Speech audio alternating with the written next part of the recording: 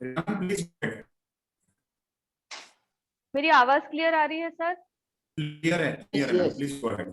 Ji, Start, madam. yeah. Honorable dignitaries, learned delegates, respected teachers, and dear students, a very good morning to one and all. We wish you all a good health and healthy environment in this pandemic situation. I, Dr. Reena Meshram, on behalf of the Department of Chemistry, Nabira Mahavidyalaya Katol, and Association of Chemistry Teachers, that is ACT, Mumbai, welcome you all in International E-Conference on recent advances in chemical, physical, and biological sciences. Respected participants, before moving ahead, it's an humble request to one and all to please mute your audio. We are here for 2 days to drown into the sea of knowledge and come up with different new ideas to explore the world with different renowned faculties which we have 2 days with us. Well, with a great thought which was given by the Albert Einstein, he said that if we knew what was we were doing, it would not be called research, would it? It is on occasion like this we get opportunities to test our knowledge and understanding. So such events or platforms are an exposure to what the best is going on the dynamic issues of recent advances in chemical, physical, and biological sciences. So, before we start the inaugural session, let me pay my homage to Honorable late Shri Bhikulalji Nabira, founder of Nabira Mahavidyalaya Katol, Nagpur. I also acknowledge the patronage of Honorable Dr. Rajuji Deshmukh Sir, President Shikshan Prasarak Mandal Katol, Shri Niranjanji Rao, Vice President Shikshan Prasarak Mandal Katol, Shri Bansilalji Nabira, Secretary, Shikshan Prasarak Mandal Katol, Shri Prakashji Chandak, Treasurer, Shikshan Prasarak Mandal Katol. I have got privilege to welcome Honorable Dr. Rajuji Deshmukh Sir, President Shikshan Prasarak Mandal Katol. I also welcome our chief guest of our 2-day international conference, Dr. Brijesh Pare Sir, President ACT and Professor and Head, Department of Chemistry, Madhav Science PG College, Ujjain. I am immensely delighted to welcome, sorry, he is not today in program. Further, I extend our sincere welcome to enthusiastic and dynamic personality of our institute, Dr. Sunil Kumar Naveen Sir, Principal Nabira Mahavidyalaya Katol. I am very pleased to welcome Dr. A.D. Borkar Sir, Head and Professor, Department of Chemistry, Nabira Mahavidyalaya Katol. I also welcome Dr. Nilesh Gandhare, convener of 2-day International E-Conference and Assistant Professor, Nabira Mahavidyalaya Katol. With these words, friends, I welcome all the distinguished guests of the inaugural and technical sessions. I must acknowledge all participants for this overwhelming response which we get for this international conference. I welcome all academicians and researchers who have registered for this 2-day international e-conference on recent advances in chemical, physical, and biological sciences. So further, to move ahead, I request Dr. Nilesh Gandhare, convener of this international conference, for his welcome address. Dr. Nilesh Gandhare, sir, over to you. Thank you, ma'am. Good morning to all of you. On behalf of organizing committee, I welcome all the resource persons, academicians, and participants for this 2 days international e-conference on recent advances in chemical, physical, and biological sciences, organized by Department of Chemistry, Nabira Mahavidyalaya Katol, and Association of Chemistry Teachers. Honorable Dr. Raju Deshmukh, President Shikshan Prasarak Mandal Katol, President of today's inaugural session, Chief Guest Honorable Professor Brijesh Pare, President ACT and Professor and Head Department of Chemistry, Madhav Science PG College, Ujjain,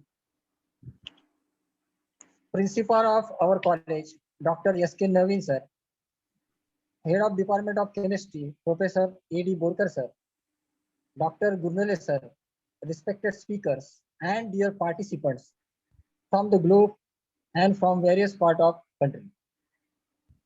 For the inauguration, Honorable Dr. Raju Deshmukh, President Shikshan Prasarak Mandal Katol, sir has been kind enough to have spared his valuable time and to be present here. We are highly obliged to you, sir. I offer a warm welcome on behalf of organizing committee. For the inauguration, chief guest, Honorable Professor B.J.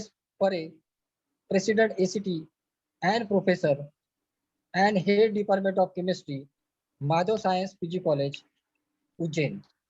Sir has been kind enough to have spared the valuable time and to be present here. I offer a warm welcome on behalf of organizing committee. This international conference aims to promote the interaction of researchers and sharing of ideas, expertise, experience in the recent advances in chemical, physical, and biological sciences, while providing opportunities to discuss recent and new findings. Students and researchers will get exposures and gain insight into interdisciplinary research. This interdisciplinary research oriented conference is very important for recent graduates and academicians. Nowadays, chemical science emerges as a basic and latest tool for all kind of technical research, education, and allied subjective collaborative work among various leading branches of the science. This conference would serve as a common platform for participation of experts from industry, academia, and research organization, and would provide a knowledge sharing pedestal to an insight into the current scenario and technological advancement in their concerned field. The main objective of organizing 2 days international e-conference on recent advances in chemical, physical, and biological science is presentation of current research, the latest technologies being adapted to address local and international challenges, creating an international forum for academics, researchers, and scientists from worldwide, result and proposal regarding soundness issue related to chemistry, physics, and biology. Therefore, this 2 days international e-conference will be definitely beneficial to participants in their field. For this 2 days international e-conference, around 4,335 participants have registered from 24 different countries like Nigeria, Philippines, Bangladesh, Tunisia, Egypt, Pakistan, Oman, Nepal, Indonesia, Malaysia, Ethiopia, South Korea, Iraq, UK, Sri Lanka, UAE, Mexico, Tanzania, Libya, Iran, Saudi Arabia, Uganda, France, and China, and almost all states of India. So I welcome you all on this occasion. We have an opportunity to be benefited by the talks of Professor Ponnadurai Ramaswami, Department of Chemistry, Faculty of Science, University of Mauritius Republic of Mauritius. Dr. Kiran Kumar Surati, Associate Professor, Department of Chemistry, SP University, Anand Gujrat. Professor S. Nagarajan, Dean School of Basic and Applied Science, Department of Chemistry, Central University of Tamil Nadu, Tiruru. Professor M. Swaminathan, Nanomaterial Laboratory, International Research Center, Department of Chemistry, Kalasinga, Academic Research of Education, Krishna Kohli. Professor W. B. Gurnale, Department of Chemistry, Kamla Nehru Mahavidyalaya, Nagpur.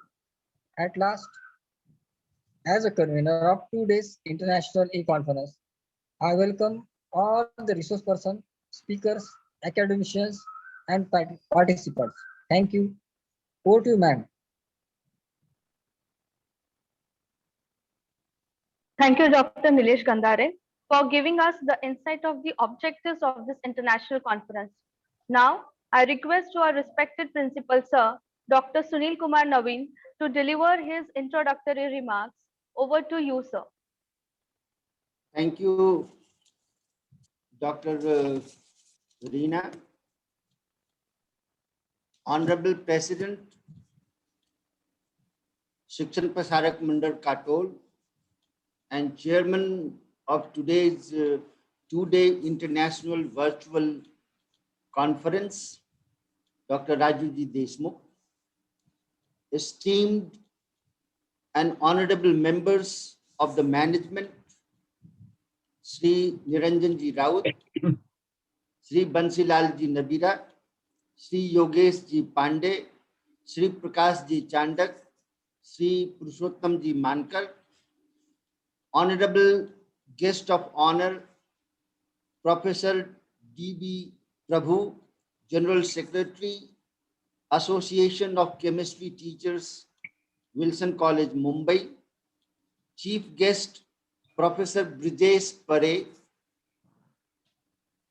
President, Association of Chemistry Teachers, and Professor and Head, Madhav Science PG College, Ujjain, resource persons, Dr.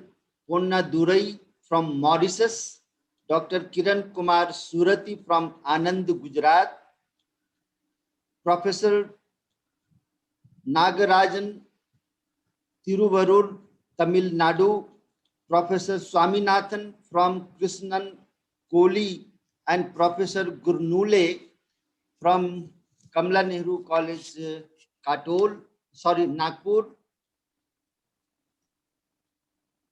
Dr.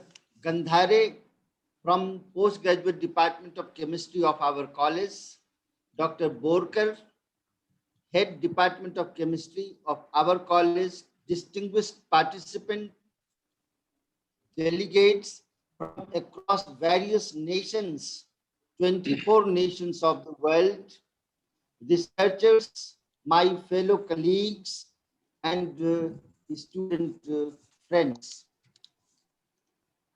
The way we interact with nature, the way man interacts with man, the way man interacts with the universe has been defined by science since ages. Today, the way research and development is taking place in the field of science and technology has changed the way we consume knowledge.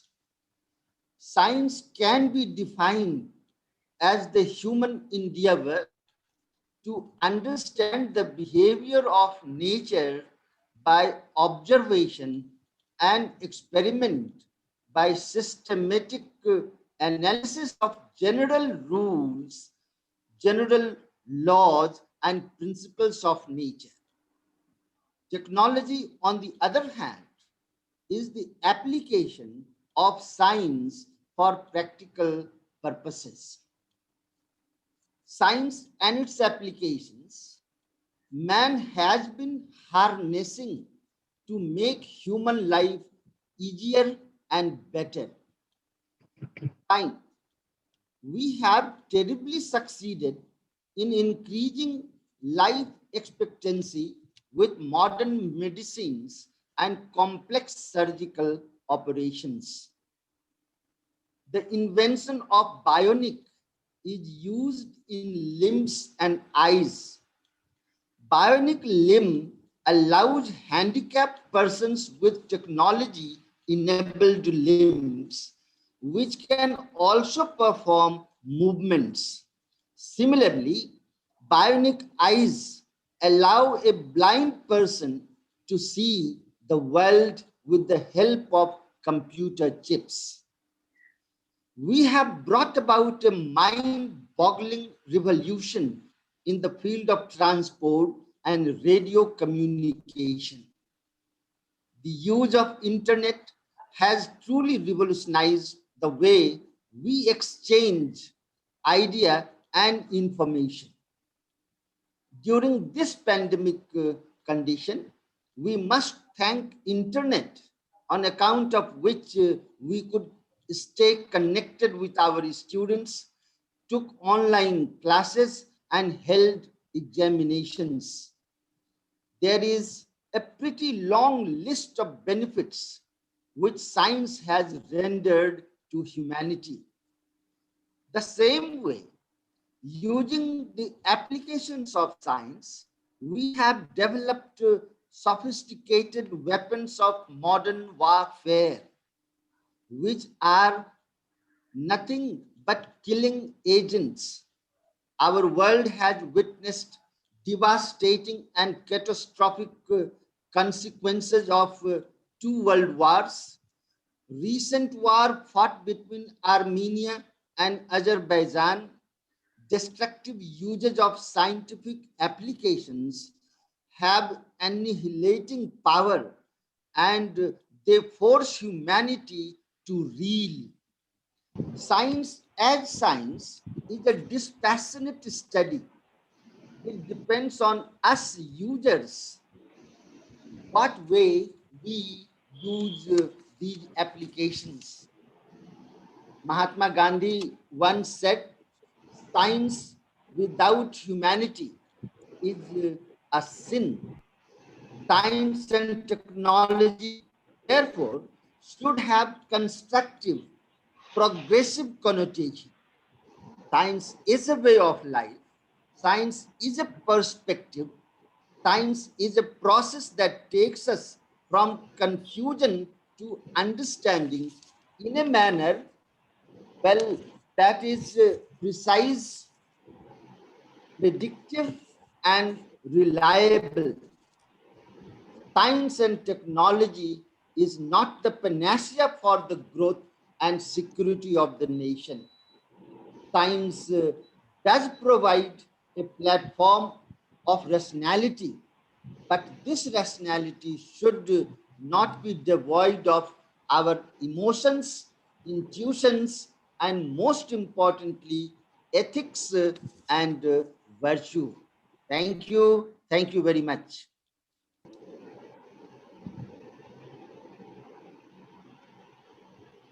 Thank you, sir. Thank you very much for remind us the evolution of human being with science and its innovation on which we are unknowingly dependent. Thank you, sir. Dear participants, our chief guest for inaugural function on is Honorable Dr. Brijesh Pare, sir, President ACT and Professor and Head Department of Chemistry, Mother Science PG College, Ujjain. It's indeed great honor to have you as a chief guest, sir. Friends, now let me introduce Dr. Brijesh Pare, sir, in very few words. Dr. Brijesh Pare, sir, has 33 years of experience in teaching of UG and PG as well. He has been awarded with postdoctoral fellowship from National Research Foundation in the year 1999 to 2000. He has 70 national and international research papers in his credit. He has guided 18 PhD students and 6 are actively working still. Ladies and gentlemen, now I invite Dr. Brijesh Pare, sir, to deliver his speech. Over to you, sir, please. Thank you. Thank you. So I'm audible, and good morning to all of you. Yeah, it's really wonderful to be the part of this program, the International E-Conference on Recent Advances in Physical, Chemical, and Biological Sciences. All the dignitaries on the dais, Dr. Deshmukh, Dr. Naveen, Dr. Gandhare, and my very close friend, Dr. Gurunale, Professor Swaminathan is also there. So really the title of this E-Conference is very, very relevant because we are into the age of interdisciplinary research. And now to talk about the physical and chemical and biological sciences from different angles, we're definitely going to aid something very new. The conferences are always, they provide a potential opportunity for the deep interaction among the stakeholders. I mean, here, the chemists and the chemical professionals, the person from academia and from industry. So it's a very good platform, always a podium kind of thing. I wish this conference will explore the latest approaches and techniques in the field of physical science, chemical science, and biological sciences, and some kind of churning will take place and we'll get some very good outcome. So I'm looking to the title and the theme of the conference. I'm sure the event will provide a very good interdisciplinary international forum for the researchers and particularly the young researchers from India and from abroad. And I'm so happy, and I really congratulate the organizers of this conference, and particularly Professor Gurunale for having, just to make possible the registration from 24 countries and making the event a real international in terms of registration and participation.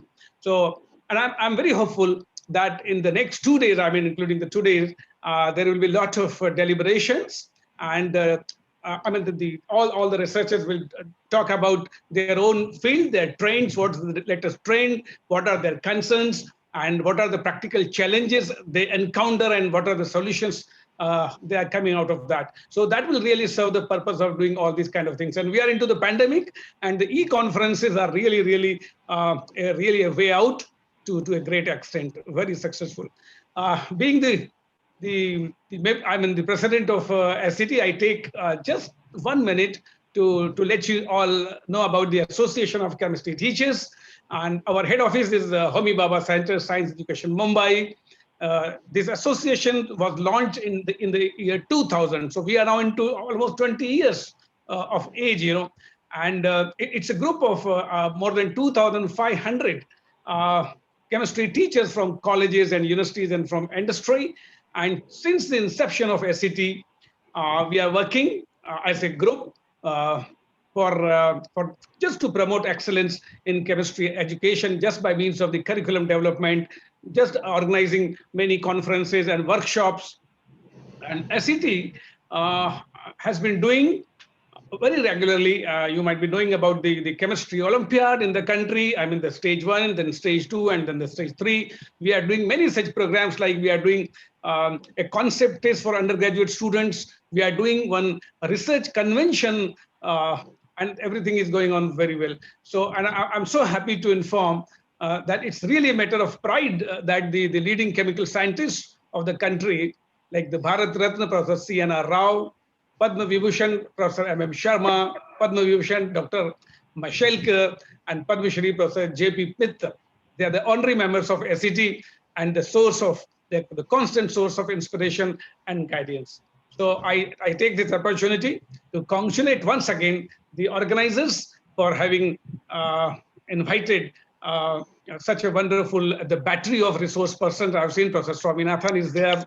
And so once again, I congratulate organizers and wish that this program is going to be a great success.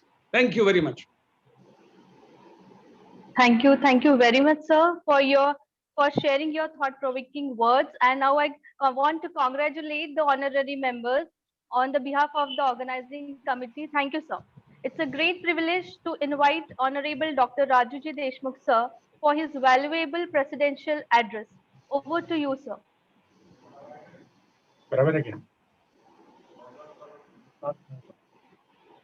Hello. Can you listen to me? Yeah, you are audible, sir. Yeah, you are audible, sir. Okay. Good morning. I am Dr. Raju Deshmukh. I am an orthopedic surgeon from Nagpur, and I am a friend of Mauritius. I am thankful to you for calling me to inaugurate this seminar. It is a great privilege, honor, and a sense of happiness I have that a small place like Katol is holding a seminar on recent advances in physical, chemical, and biological sciences. Even before 3 years, possibly it was not possible to hold a seminar like this from a small place, and to get an international audience for this sort of seminar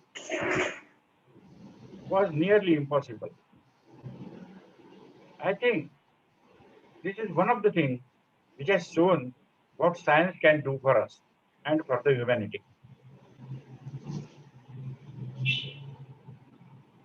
Science is a gift given by God to us. But what do you do with science?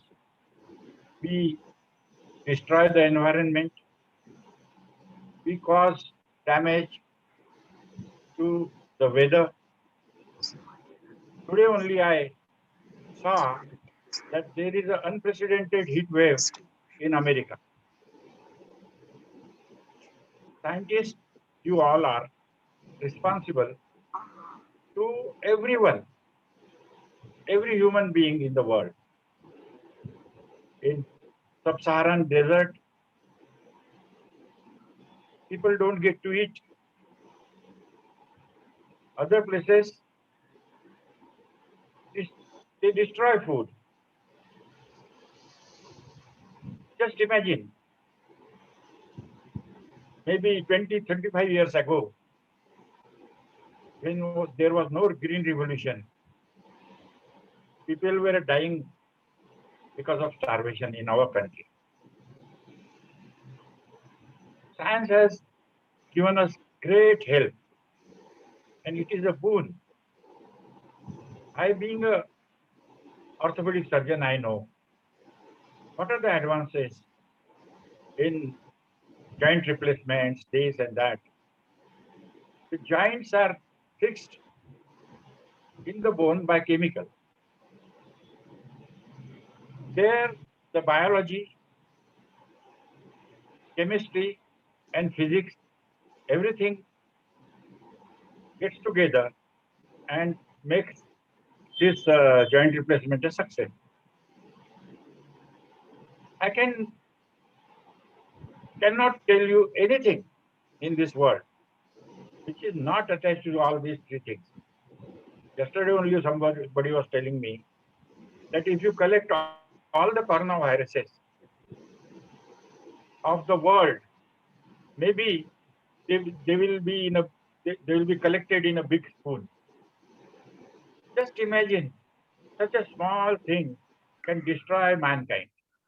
So the power of chemistry, biology is so big that we have to take help of it.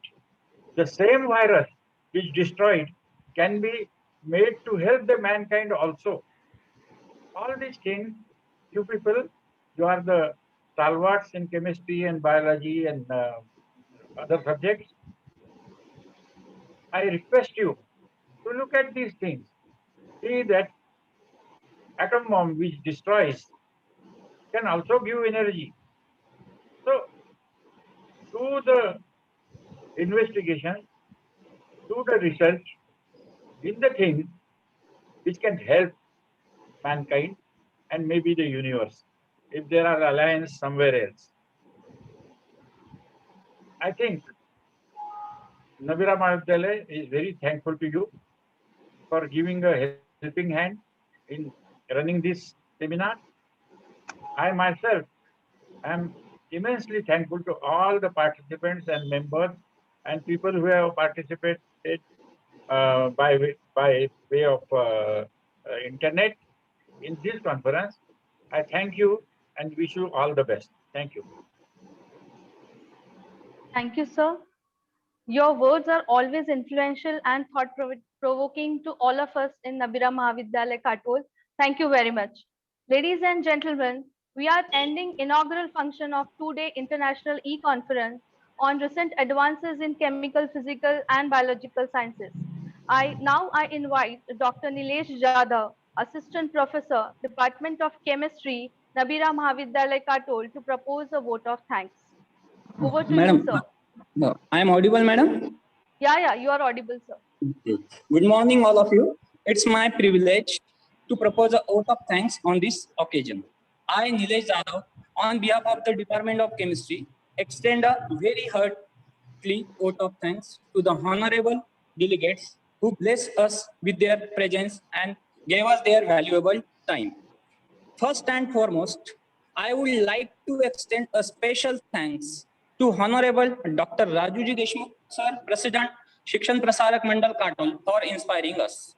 Also, I would like to thank our chief guest, Professor Brijesh Pare, Sir, President, Association of Chemistry Teachers, and Head of Chemistry, Madhav Science PG College, for gracing this occasion. Sir, you are truly an inspirational personality for all of us. Thank you, sir. Also,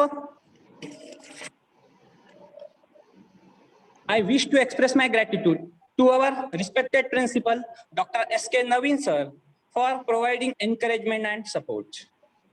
I thank you, our beloved head of the department, Dr. A.D. Borkar, sir, Dr. W.B. Gurnule, sir, Dr. N.V. Bandare, sir, the convener of this event, for their moral support and guidance. Now, I declare that the inaugural session is over. Thank you. Over to Dr. Reena, madam.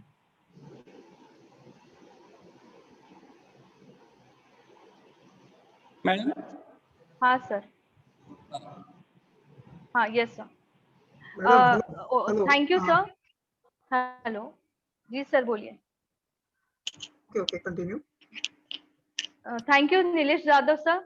Thank you, With sir. this we are Thank with this we are coming close to the inaugural session, and with a few seconds or minutes we will start the technical session. With the due permission of the organizing committee, can I start the technical session? 1 minute. Whether Ramaswamy, hello, Ramaswamy sir. So can we take a break of 5 minutes? I Yes, want to- very good morning to everyone. Thank you very much. Hello, sir. Yes, good morning, Yes, everyone. yes. We can start, sir. Madam, we can start. Gurnule sir, Wait a Gurnule minute, sir. sir. Professor Sai joined. But, Yeah. Gurnule yeah. sir. Good Now morning, I'm sir. I'm starting technical session. Reena ma'am, just a second, please. Sorry to Yeah, interrupt. okay. Gurnule sir, Yeah. actually the link I had sent to you, that was a personalized link for you. Somehow by mistake it must have sent to other panelists by you. So everybody who is joining with the link you have forwarded from the email that is showing Dr. W.B. Gurnule Yes. only. So I request all dignitaries. So now I request all the panelists who have joined or all the guests, please rename yourself. There is a facility to rename. So once we rename our all panelists, we will start technical session. Or Guru sir, you can tell me, I can help renaming. Ramaswamy sir has renamed himself. Adil sir, rename the Professor Ramaswamy. It's okay now. He is Ramaswamy okay name now. is there. Yes, His name is okay. okay now. Okay. Another Professor Kiran Surati. I request all the panelists to please rename themselves. Reena ma'am, meanwhile, you can please go ahead. Gurnul sir, is it okay to go ahead? Yes, sir. Okay, Can we start, sir? Yeah, Yes, definitely. yes. Yeah. Welcome you all again in the day 1 technical session, in which we are having with us Professor Ponnadurai Ramaswami, Department of Chemistry, Faculty of Science, University of Mauritius, Republic of Mauritius. Sir is going to deliver a talk on the topic computational chemistry and its application in pharmacy and drug development. Now I request Dr. Trupti Khedkar, Assistant Professor, Department of Zoology, Navira Mahavidyalaya Katol, to introduce our first speaker for the day. Over to you, ma'am. Hello. Yeah, you are audible, Good ma'am. morning. Good morning, one and all. I have been assigned with an uphill task of introducing two personalities. Both these distinguished personalities have acquired a huge stature in the field of science and academics. And it may not be possible for me to elaborate all their achievements in short period of time. However, with utmost pleasure, I will try my level best to introduce them one by one. I firstly would like to introduce our esteemed speaker for the session, Professor Ponnadurai Ramaswami of Mauritius University. Professor Ramaswamy studied at Delhi University to get his doctorate in physical chemistry, and since then he has been involved in the field of teaching and research. He has wide spectrum of experience in the field of physical chemistry, particularly in the computational chemistry, and has been invited as a visiting professor to University of Johannesburg, University of South Africa, and King South University. He has supervised several MPhil and PhD students. He has participated in several international conferences and has 237 research papers to his credit. He has also authored 7 books and has worked on various funded projects. Professor Ramaswamy has been conferred with Best Mauritian Scientist Award in 2016. He is a member of various international organizations of repute. We are greatly honored to have Professor Ramaswamy with us to share his views on computational chemistry and its application in pharmacy and drug development.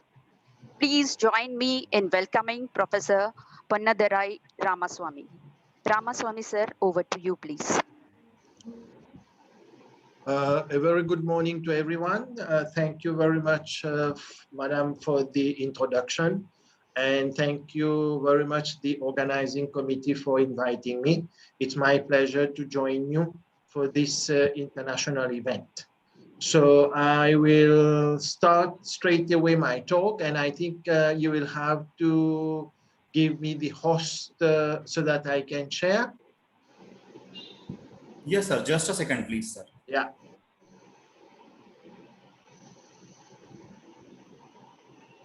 Yeah, it's okay. Now let me see if so is this okay to everyone? Does it work? Yes, sir. Yes. So if there is any problem at any time, please do not hesitate to stop me. Let me try and see the slide moves. It's okay? Yes, sir. It is working properly, sir. Okay. So if there is any problem at any time, please don't hesitate to stop me, right? So again, a very good morning to everyone. Like I said, it's my pleasure to join with you. And I can see that there are many participants from several countries, and I guess there must be some young scientists who are with us for this international event. So I myself, Ramaswamy, from the Department of Chemistry of the University of Mauritius. I am also a visiting professor with the University of Johannesburg and Professor Extraordinarius with the University of South Africa. I always like to give this slide whenever I give a talk at international level, because there is always a confusion, where is Mauritius? But I'm sure with participants from India, this is not a problem, but still, Mauritius is a very small island in the Indian Ocean with a size of about 1,200 kilometers square and a population of about 1.3 million. Of course, this cannot be compared with India, where the population is almost 1.3 billion, right? Now, before I really go to the scientific aspect of my talk, I would like to share with you a bit about Mauritius and then the University of Mauritius. Now, as you may be knowing, Mauritius is famous for the sand, the sea, right, and the sun. But you see now with the pandemic now, there are travel restrictions, and thus the tourism industry, it has really gone down. And but I hope that things will get back to normal and tourists will be able to come to Mauritius again. Now, this is one of the volcano. This is a crater. It's supposed to be a dead volcano, but some scientists saying that it's a dormant one. I really wish that it is a dead one, because if it is dormant, the day that it erupts, Mauritius will not be there due to this eruption. This is a mountain known as Le Monde Mountain, and it is officially recognized by UNESCO because it happens that you may be knowing that in the past, there were several slaves who were coming to Mauritius, and when they were trying to hide their masters, so they were hiding themselves in regions of the mountain, and they jumped to death when their masters came to look for them. So this is a brief about Mauritius, and now the University of Mauritius. Now, the University of Mauritius, as you may be knowing, so things really started in the 1950s. So things started in the 1950s with this building, which I'm showing now. It was basically meant for doing research in agriculture. As you may have realized that at that time, Mauritius was really dependent on sugarcane.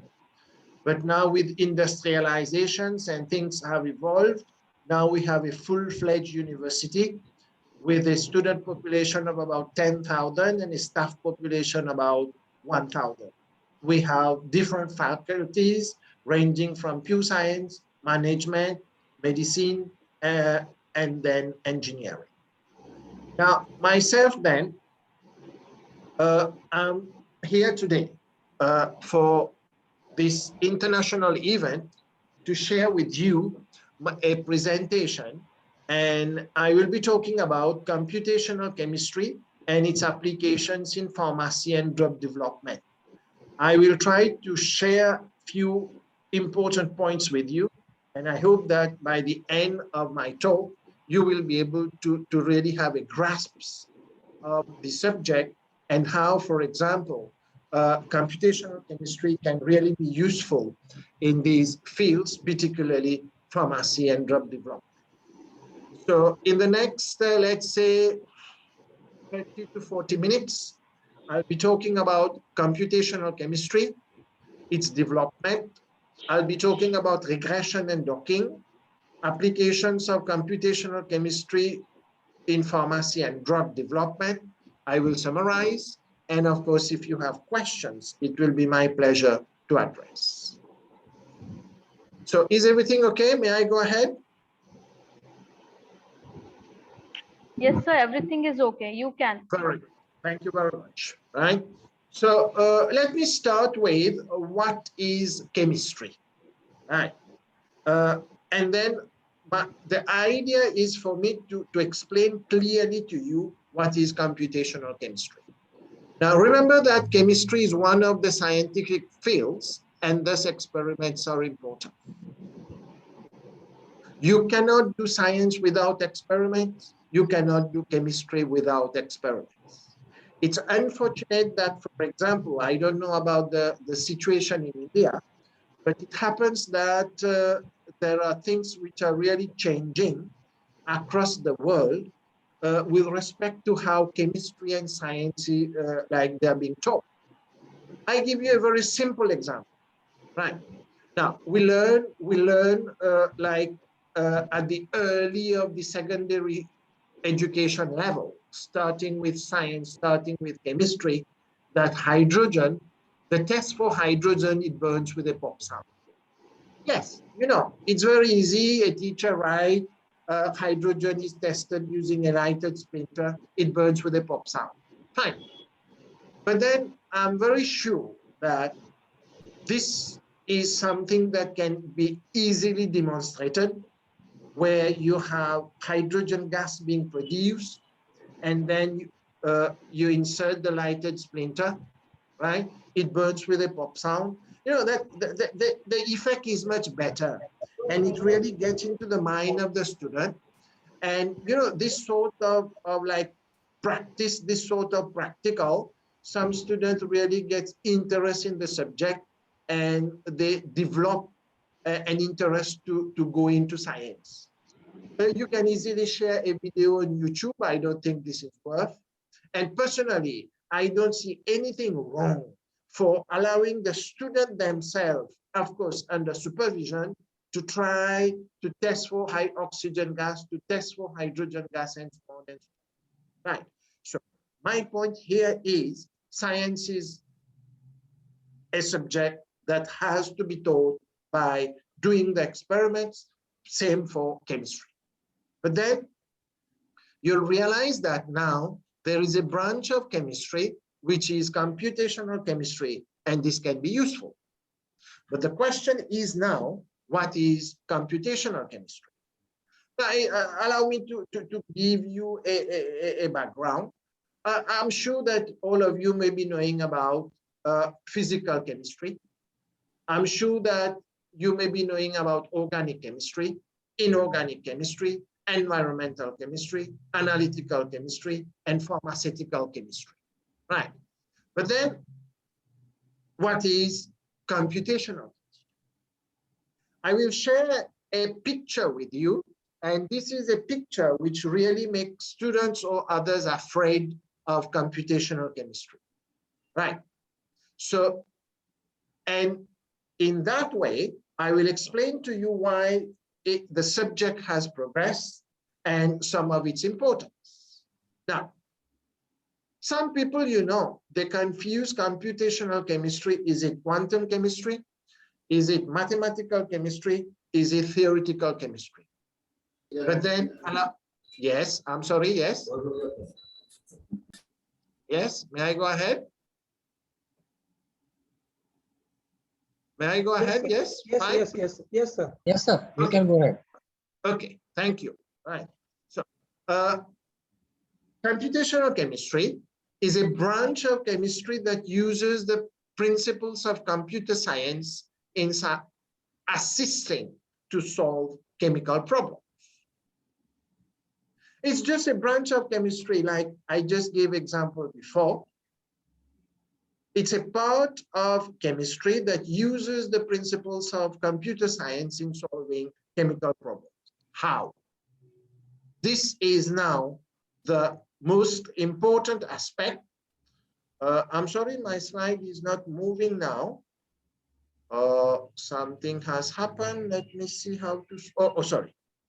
Yes, so I'm sorry now, I hope it's better. Yes, now, this is the equation that I was saying, the figure that I wanted to share with you, that really makes students and others afraid of the subject. You may have guessed this equation is your famous Schrödinger equation. But why is it of the fundamental importance in quantum chemistry? How it is related to computational chemistry and so on. Now, let's go back. Let's go back. Okay. For those of you who have a basic knowledge of quantum chemistry, I hope that you know that the Schrödinger equation is the equation which can be solved exactly only for one electron system. I'm referring here to the hydrogen atom. But you may realize that chemical systems are not those limited to hydrogen atom. It is impossible for you to solve the Schrödinger equation for a system where you have more than one electron. But then what do? You cannot obtain an exact solution, but that does not prevent you from obtaining an approximate solution. So how do you get the approximate solution? There are different approximate methods which can be used. I can just mention, for example, the Hartree-Fock method, the MP2 method, the density functional theory methods, and so on and so on. So these are methods that basically try to solve the Schrödinger equation numerically, trying to get an approximate solution. And this sort of iteration to achieve an approximate solution can be fastened using a computer. Therefore, if you use a computer, apply the approximate methods to solve the Schrödinger equation numerically, you are using computational chemistry. And now, for those who really understand the subject, I'm referring to ab initio method. Ab initio method, you are not dependent on any experimental parameter. You're only concerned with the system. You really get whatever you might be interested. For example, the structural parameters, the energetic parameters, and so on and so on. I will be giving you some examples. Now, why it has progressed? So you may have guessed that it has progressed because now you have an explosive growth in the computational power. You have user-friendly software, and you have faster numerical methods. but I want to put a stress on the availability of user-friendly software. You have to be careful. It's not that because you have friendly available software that you just do a computation in the black box. Sorry. You do a computation without understanding. You may end up with results, but then you'll find that the results are really not having any meaning. So a basic concept of the subject is very important.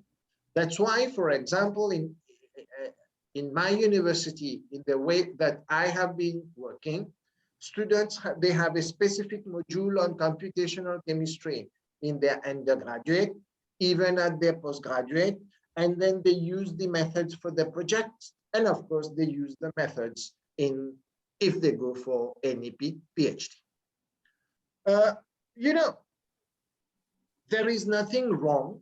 There is nothing wrong with the whole development of computational chemistry.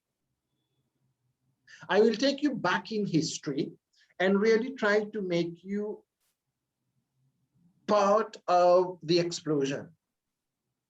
Now,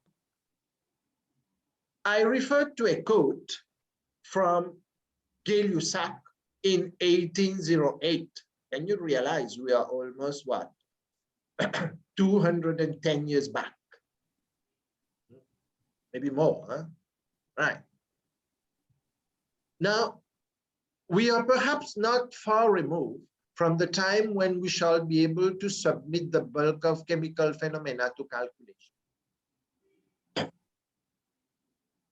So this was predicted by Gay-Lussac that we are not far from this sort of calculation.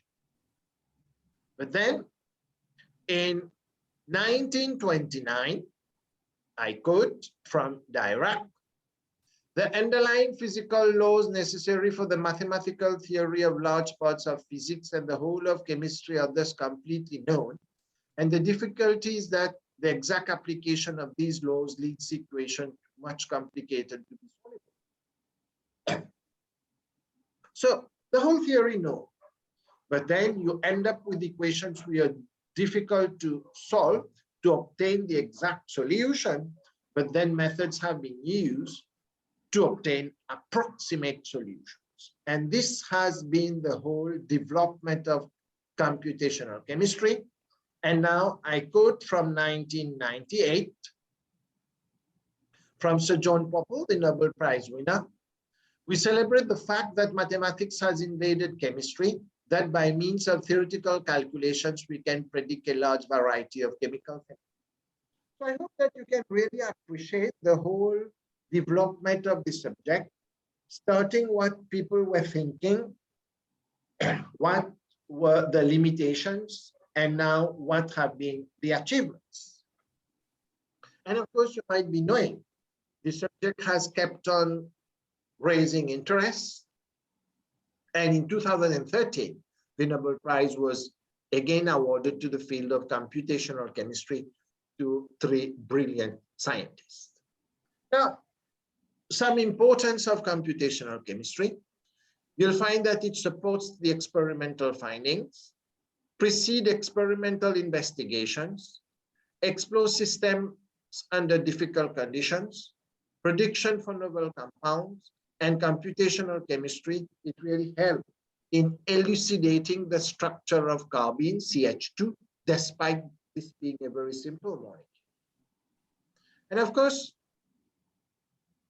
you really satisfy the criteria of green chemistry, except that maybe you're having all sorts of hardware that you have to be able to dispose properly.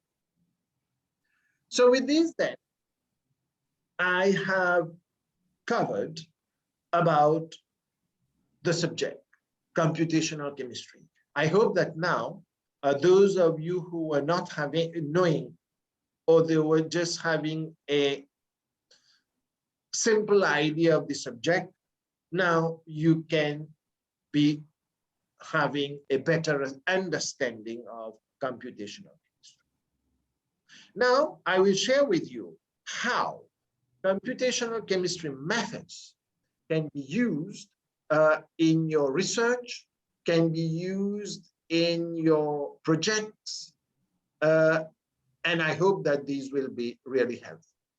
Now, let me start with novel molecule.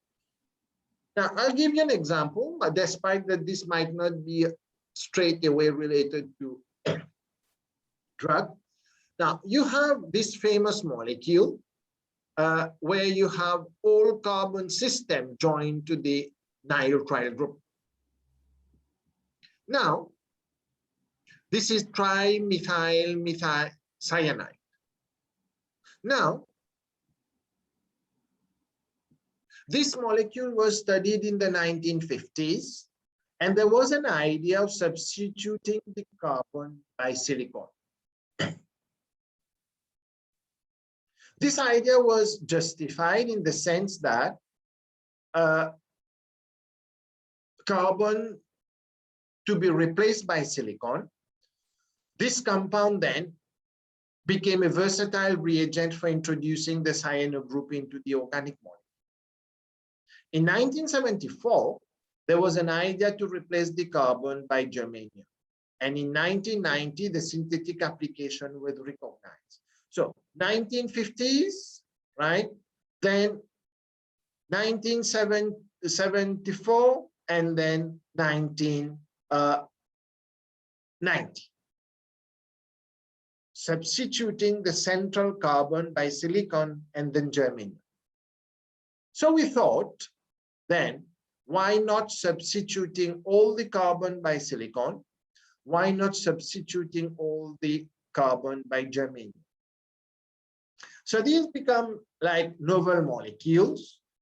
You can use computational chemistry to get an idea about the structural and molecular and spectroscopic parameters, which ultimately you can be used. These can be used when these compounds are synthesized and characterized, right? So this is what we did, and ultimately, so we use the quantum mechanical methods to study the structure and spectroscopic of the novel triacylyl cyanide and trigermyl cyanide in the gas phase. Along a similar line, right? So we did a theoretical study, right, to look at the structural parameters and the change in spectroscopic parameters of a compound which you may have heard about, sulfur mustard. So for those who are really into the field, you might be knowing that sulfur mustard is a chemical warfare agent. People use it in a bad way for mass destruction. And now you have means and ways where you have detectors which can be used to detect sulfur mustard in very low amount. And of course, you have means and ways to destroy the sulfur mustard. But then what happens is that sulfur mustard forms complexes with moisture, with water present into the air. And these complexes, they behave differently with the detectors. They may go undetected. Therefore, you have to be very careful in having suitable detectors for suitable detection of sulfur mustard under moist conditions.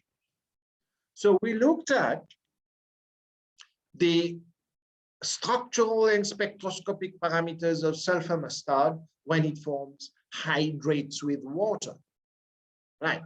So if you want really, of course, to have additional information, you can check the paper, or you can even write to me. We can discuss further.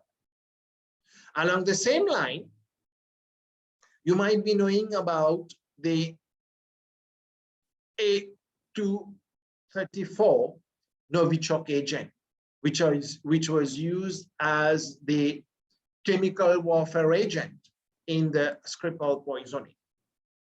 If you go back to literature, maybe at that time, the literature was very poor with respect to this Novichok agent. But then we use the computational chemistry method to provide additional insights into its structure, molecular reactivity, and spectroscopic parameters of the A234.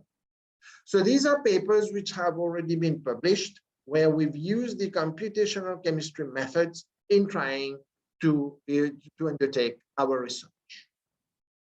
But then now we come to a very important aspect. Whatever I've talked before,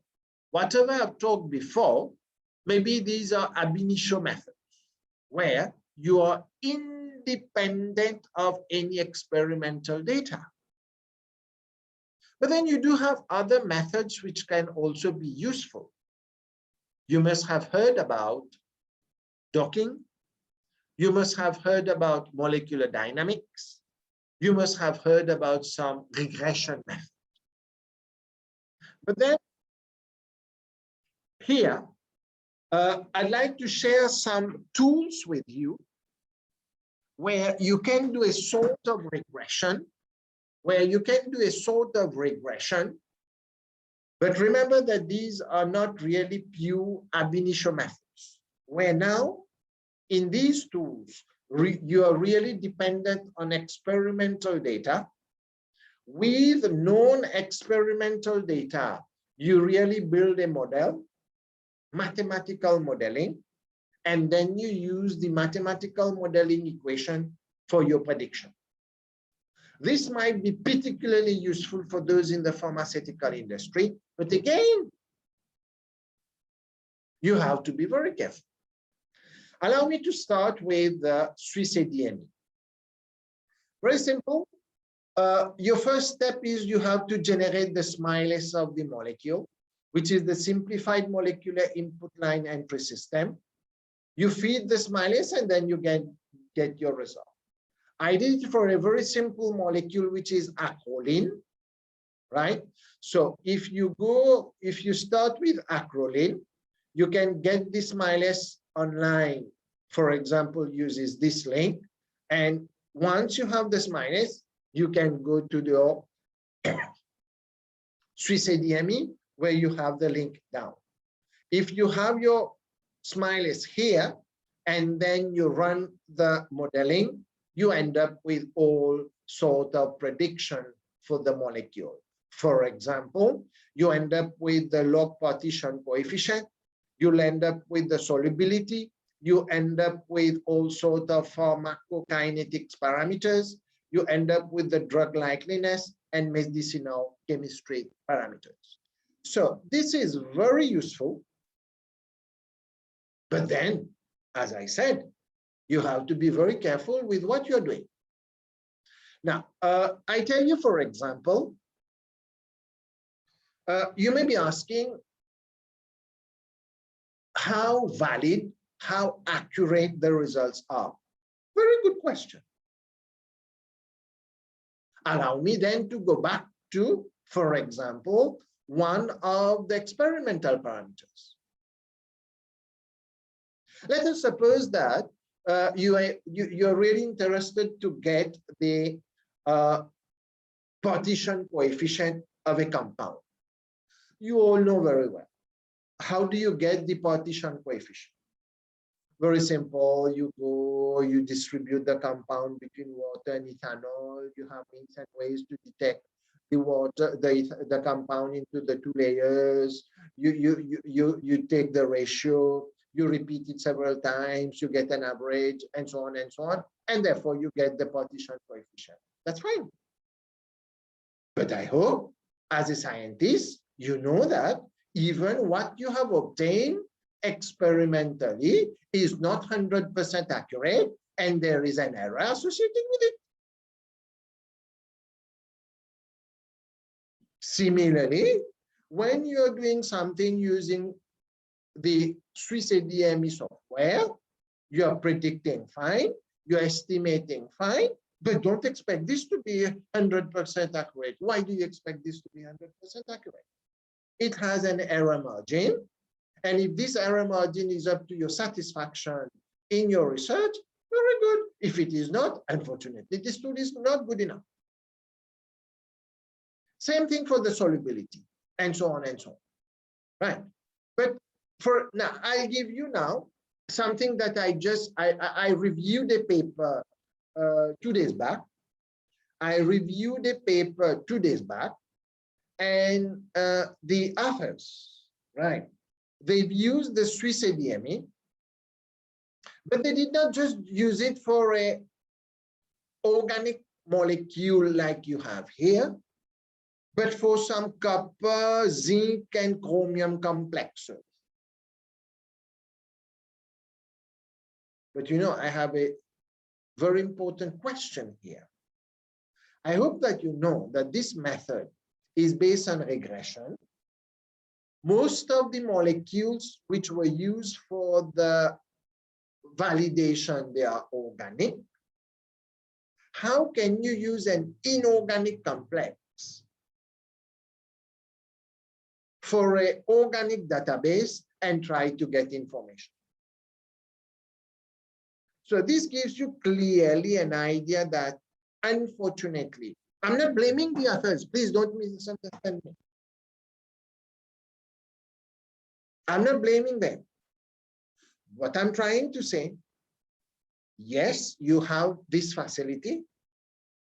You can use it, but you have to be sure that you use it in the proper way. No one is taking any responsibility for any mistake that you're doing. So this is about your Swiss ADME. The next one is the virtual computational laboratory, where again, you have the link. Again, you have to give your smileys and you get your results in terms of the partition coefficient and the solubility. And you see, this is very useful. You have a novel compounds and novel organic compounds before really going to your experimental procedure. You're interested to know about its partition coefficient, its solubility. So within seconds, you can really get down to your results with a margin of error, which you should understand. Now you have another one, which is the mole inspiration.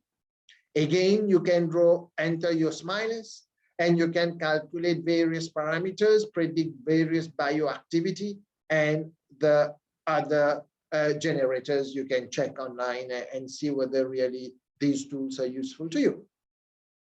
For example, I did it with acrolein. You end up with some parameters, right?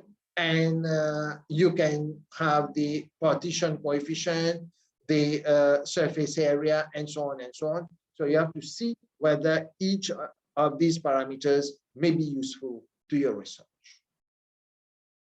The last one is really interesting again.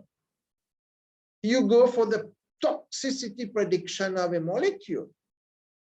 Can you imagine that before whether a compound was toxic, you have to go to all sorts of experiments, all sorts of in vivo and in vitro studies, right? You have to be careful. I'm not saying that you should not do, but you can have prior information before you really go into the scientific part.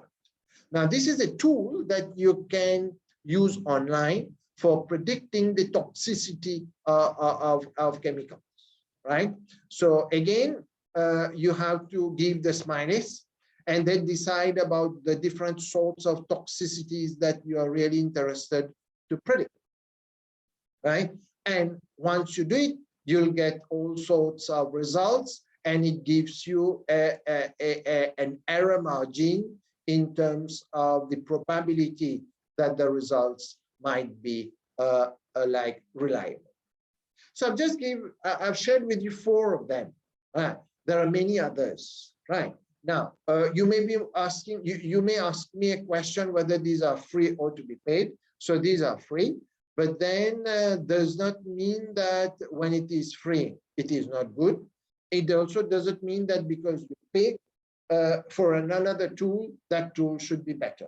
You should see for your research what type of accuracy you need, what types of error margin is to your satisfaction, and then you can use the tool safely. The other one is, like I mentioned, molecular docking, right? Where you really look at the interaction between species. You have your target, you have your drug, you have several drugs. You can use docking to decide which of these drugs will interact better with the target. That gives you an ultimate idea about which drug might be more suitable. But I'm not saying that if you have done this calculation for 1 day, for 1 month, I'm saying that this drug should go on the market and be used to treat any particular disease or any particular disorder. Never. You should go through the procedure. Remember that drug development itself takes years, and unfortunately, it has to be. This is a tool that can be used for you to enhance your research, to give you additional information. So this is one paper where we've used the molecular docking to study the derivatives of favipiravir as potential drugs for the Ebola virus. I'll not go into the detail, but if you have time, you're interested, you can go specifically to the paper. And so this is the latest paper that we've just published, where we've looked at the theoretical study of the interaction between peptide tyrosine PYY, a newly identified modulator in the type 2 diabetes with the receptors. We've looked at interaction with 2 receptors, right? So, and we've used a combination of docking and molecular dynamics in this research. I'm not going to expand because I'm not sure the participants will really benefit from that. But if you need to have any like focus lecture, it will be my pleasure upon invitation to give. But this one I'm trying to give a broad idea about the possibilities that are there in computational chemistry methods which you can use. Ultimately, all these you can use in drug development. So you may be knowing that computational chemistry can be used for studying several molecules and their reactions, particularly novel compounds. Now, I give you a very simple one. We all know very well that sulfur compounds, they have been used as drugs, but then selenium was regarded as the toxic element until later they realized that selenium compounds can be used as drugs. Similarly, the tellurium compounds, they face the prejudice, but it can be used to treat several diseases. And you might be knowing that there is a need to have new drugs because of drug resistance and so on, right? So we've done some studies with respect to the tellurium compound, right? With the idea that there might be new diseases, disease become more resistant, drugs have to be more effective, the cost should be down, and so on and so on, right?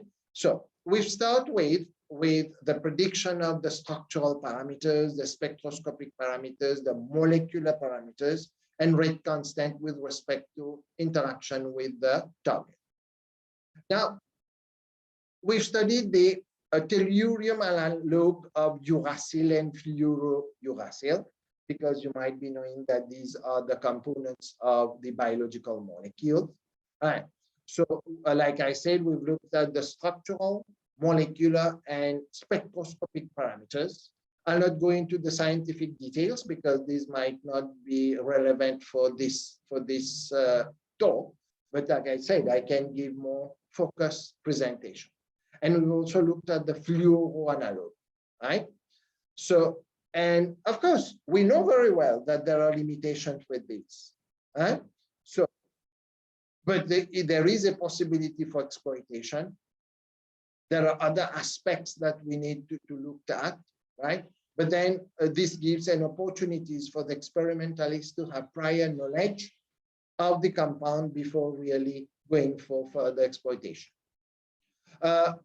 We published this paper in computational biology and chemistry, where we've looked at the 2,4-diethyl and its 5-fluoroderivative. So if you want, you can really go into this subject and look at it. Now, recently, we've studied the anti-Ebola drugs, right? Where we've used the computational drug repositioning case study, right? And this paper was published in the RSA Advances. And our latest, one of the latest papers that we have, so in the COVID-19 pandemic situation, you might be knowing that favipiravir and remdesivir, they are commonly used as drugs. What about using combined drugs, right? So using combined drugs for and check whether they can work better against the virus. So this is the paper. And we have also published some papers using the computational chemistry methods about the triiodide compounds. Again, you can check. And this paper really catch attention with respect to the viewers. And this one, where we've checked about the natural product, ipafourin, right, in its action in terms of the structural and biological properties. The last one, which I just mentioned, is something which is really important with respect to the natural product chemistry. So with this, then, I hope that I have been able to use the time allocated to me. I have given to you an idea about chemistry remains experimental science, but computational chemistry can be useful. Computational chemistry, I've explained, regression and docking. I've explained about the applications, and I'll be very much happy to have collaborations with people, particularly in the field of experimental research, where we can apply computational chemistry. And I've mentioned also about several limitations, which you have to be really careful with what you are doing. Now, I can't just give a talk without the acknowledgement. I'd like to thank the organizers and participants of the International E-Conference on Research Advances in Chemical, Physical, and Biological Sciences, Professor Gu Nule, for inviting me, the Computational Chemistry Group at the University of Mauritius, and all collaborators. I'm pleased to note that there are several participants joining us today, and we will also have an international conference and online, which I will share the link in the chat system. And if you're interested to submit an abstract, let me know, because we are really short with respect to the deadline. So far, we have already received about 200 abstracts from almost 50 countries, and you will have the chance to interact with almost 4 Nobel laureates. So with these now, I'd like to thank you very much again. And if you have questions, it will be my pleasure to address. Thank you very much.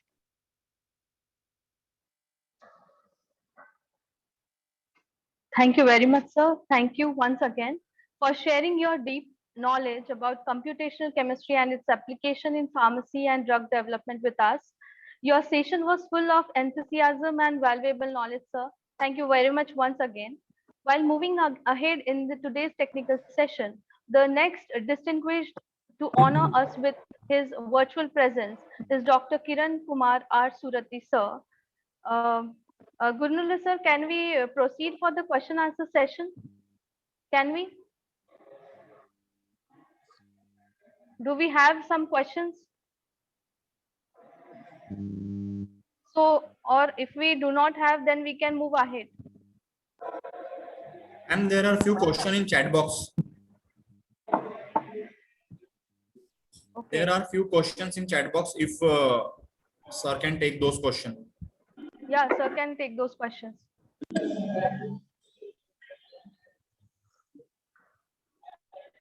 Okay, so yes, so I can see that I can see one question. What is the difference in time between computational and chemistry in lab? Well, it all depends, like I'm saying, man. But you have to be now. Of course, experiment may take longer time. But even computational chemistry method, if you really want to achieve the best accuracy that you want, that can also be taking time. But for sure, computational chemistry, you can take less time to have prior knowledge before you really start your computational work.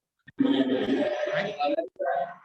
Now, again, I come to a question, how exact is computational chemistry with experimental findings? This is a misleading thing in the sense that you are assuming that the experimental findings are exactly correct or perfectly fine.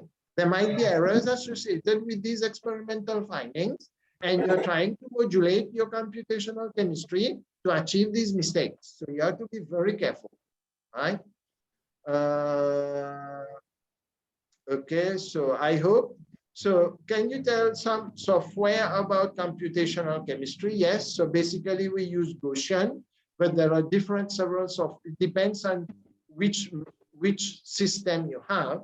For example, we use OCA, we use the Quantum Espresso for solid system. It really depends on the system that you are studying. Now, what precaution we have to tellurium? Well, I'm not too sure I can answer with respect to the experimental part of tellurium compound, but I can assure you that is computational chemistry much evolved in real-time application? Yes, of course, you have some tools that can really give you instantaneous results, and you can have. It all depends on the system that you're studying, right? So I hope that these are really useful to you. If you have a specific question, you can send email to me and we can discuss. I look forward to collaboration. And if you want to have focused presentation with respect to specific topic, it will be my pleasure to address. And I invite you to visit the website of the conference. And if you want to submit an abstract, please be fast. Thank you very much. Thank you, sir. Now we have with us Dr. Kiran Kumar R.Surati, Associate Professor, Department of Chemistry, SP University, Anand Gujrat, and he is going to share his expertise on the topic Advances in Photocatalysis. Now I request Dr. Trupti Khedkar ma'am to introduce our second speaker of the day, Dr. Kiran Kumar R.Surati, sir. Over to you, ma'am. An afternoon of chemistry. It's my pleasure introducing our most revered speaker, Dr. Kiran Kumar Surti. He has an experience of 13 years in teaching and research. Dr. Surti is a life member of many national and international professional organizations. He has been granted Indian patent for his research on heteroleptic IR3 complexes for photoelectrical applications. He has completed 6 funded projects and 2 projects are still ongoing. To add to above achievements, he has also presented papers in various national and international conferences.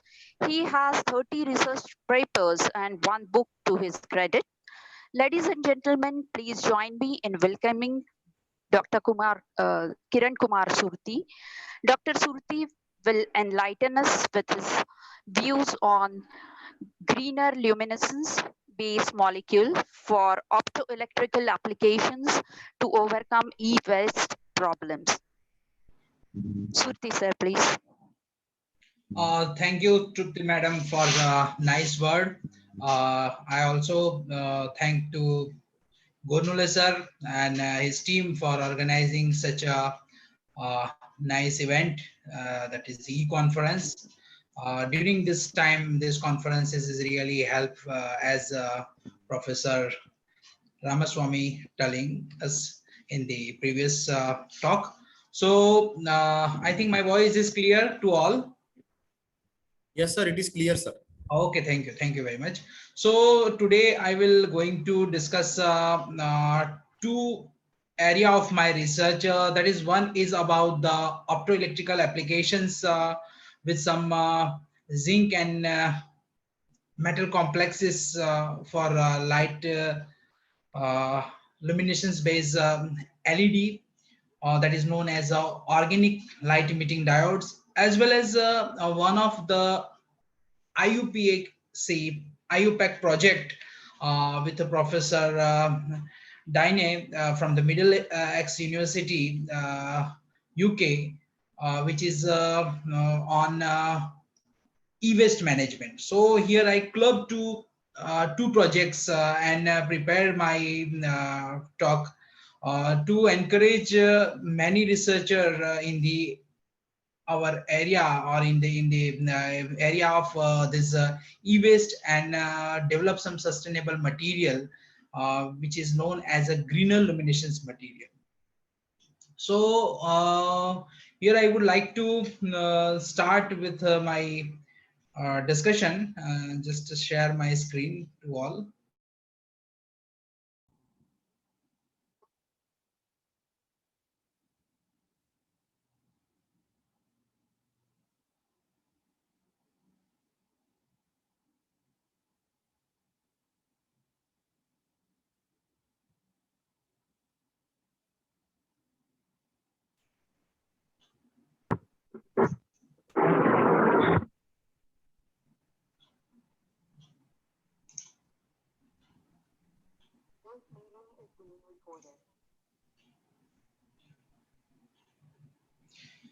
So I hope my screen is shared with all. Is it okay? Yes, sir. Yes, sir. Okay, it is. So I just maximize it. Okay.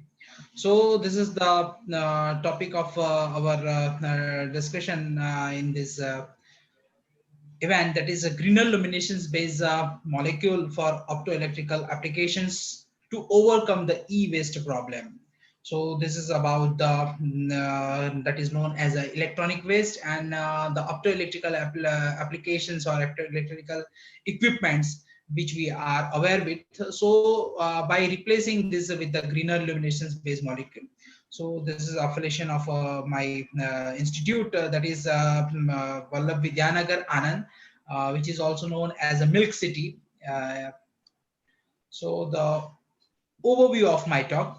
So first we discuss something about the background, how this e-waste, or what is the e-waste, and what are the importance of that e-waste, how they are connected with many area and many problems when the all over the world is thinking about the e-waste. So this is about the background. Then what are the challenges which is we are going to discuss, that is challenges of e-waste, which is mainly tell us about the how they are going to, I can say,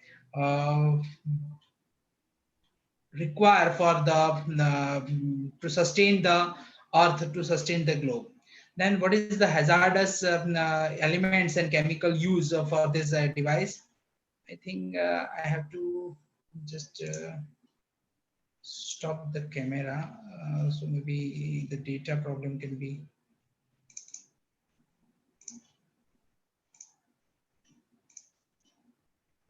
Just a minute.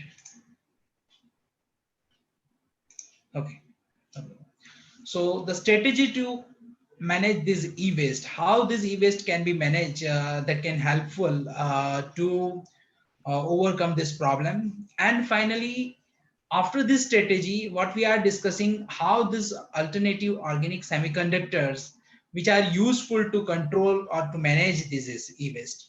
So that we are going to discuss something about our research in this one of the ongoing project, that is a scheme for young scientists and technologists. So that we are going to discuss in this topic, and future perspective of organic semiconductors and e-waste management. So these are the overview of my talk. So let's start with the e-waste. So maybe, as you know, this is the you can say very simple word for this electronic waste. That is the electronic waste that is defined as a comprise the waste that is electronics and electrical goods that are not fit for their original intended use or have reached their end of life. So this is the we can say the definition of e-waste. So these are the picture which is showing the most probably the cell phone, then other e-waste garbage which is dumped at one side. This is about the display or computers and other electronics equipments. These are the monitors, TV and other stuff. So these are the other computer, laptops and other things are, this is the internal parts of that particular e-waste. So see, these are all about the considered as e-waste when their lifespan is over and we are dumped somehow somewhere in the open space, that is some of the site which is contaminated with this waste. So this e-waste is a big challenge worldwide, definitely, and that is why the IUPAC is interested to control and to aware the people for this e-waste and their management. So basically, the country like India, we are not exactly the origin of this development of e-waste. As far as today, people are from the other country which are generate more e-waste as compared with the India. I will showing the data. So according to that data, I will like to share you this thing that many of the country or you can say the developed country like UK, USA, Canada, they people are having more e-waste generation, and we people are the country like India. It's like a developing country like India, Nigeria, and others, China, definitely. So people are just arrange or recycle this e-waste or manage this e-waste and recover this e-waste. So we people are the people who is just collect this e-waste and finally extract the metal and other stuff. So this thing are very harmful to environment as well as the human also. So these are the main disadvantage of this e-waste. So how we can control, how we can manage this waste? There are few strategies which is you can say explained by the many of the scientists in the worldwide by various scientists. But here I would like to tell you something different thing for controlling this e-waste. So further, how this e-waste is generated from the various electronic equipment. So this global e-waste monitor, it has classified by the desired electrical and electronic equipment divided into the following categories. So the mainly there are 6 categories which are categorized the various kind of electronic equipment. This one is most eye-scratching one, that is about the screen monitor, television, then about the laptop, definitely cell phone. This all are within this category. Here also there is a small IT equipment like telecommunication equipment, mobile phone, tablets, etc. So this category, this is about the screen of monitor, television, laptop, and this one. These two things are the greater area where the e-waste is generated. In this IT industry and about the display where the laptop is mainly concerned, these two technologies are run parallel, and finally people are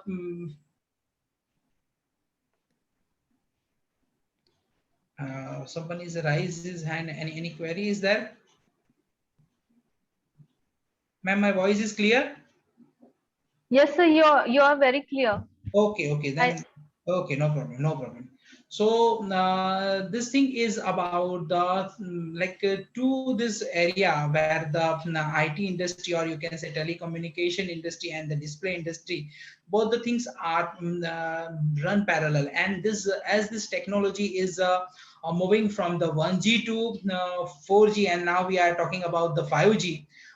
This e-waste generation for this mobile phone and other stuff is enhance, or you can say accelerate in the very huge way, and people are replacing their monitors, their computers and their cell phone like anything. So this is about the main source of generation of this e-waste. Apart from that, there is a temperature exchange equipment like a cooler, some refrigerator equipment, so ACs that are under this category.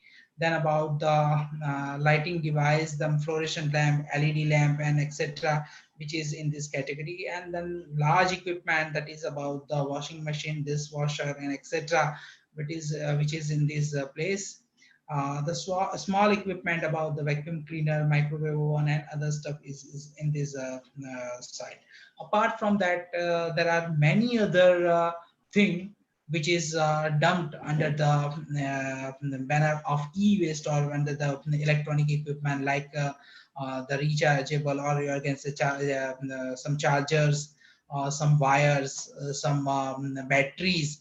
These all are generate a lots of e-waste and hazards. So mainly when people are monitoring, or you can say collecting what type of e-waste is come out with this all gadget. There are metals, definitely there is a semiconductor metals which are placed under such equipments. They are under this category. Apart from that, some other molecules, that is about the organic molecule, volatile gases, harmful reagents, that is also showing this harmful effect. Apart from that, the macromolecules, polymer, oligomer, and plastics, they are also generate during this recycle or reuse process. So this is the about the hazardous chemical effect of this e-waste. So what type of the metal, as we discussed, this is a very important part of the any semiconductor or any semiconductor gadget. So this is antimony, bismuth, and definitely cadmium, chromium, cobalt, gallium. Further, this gallium is not alone, the gallium arsenide and other stuff. So then germanium, molybdenum, nickel, selenium, silver, lead, tin, iron, yttrium, and zinc. So these metals are generally used for this gadget. Apart from that, there are other metal are also used, which are very costly and very precious metal, that is iridium, gold, platinum.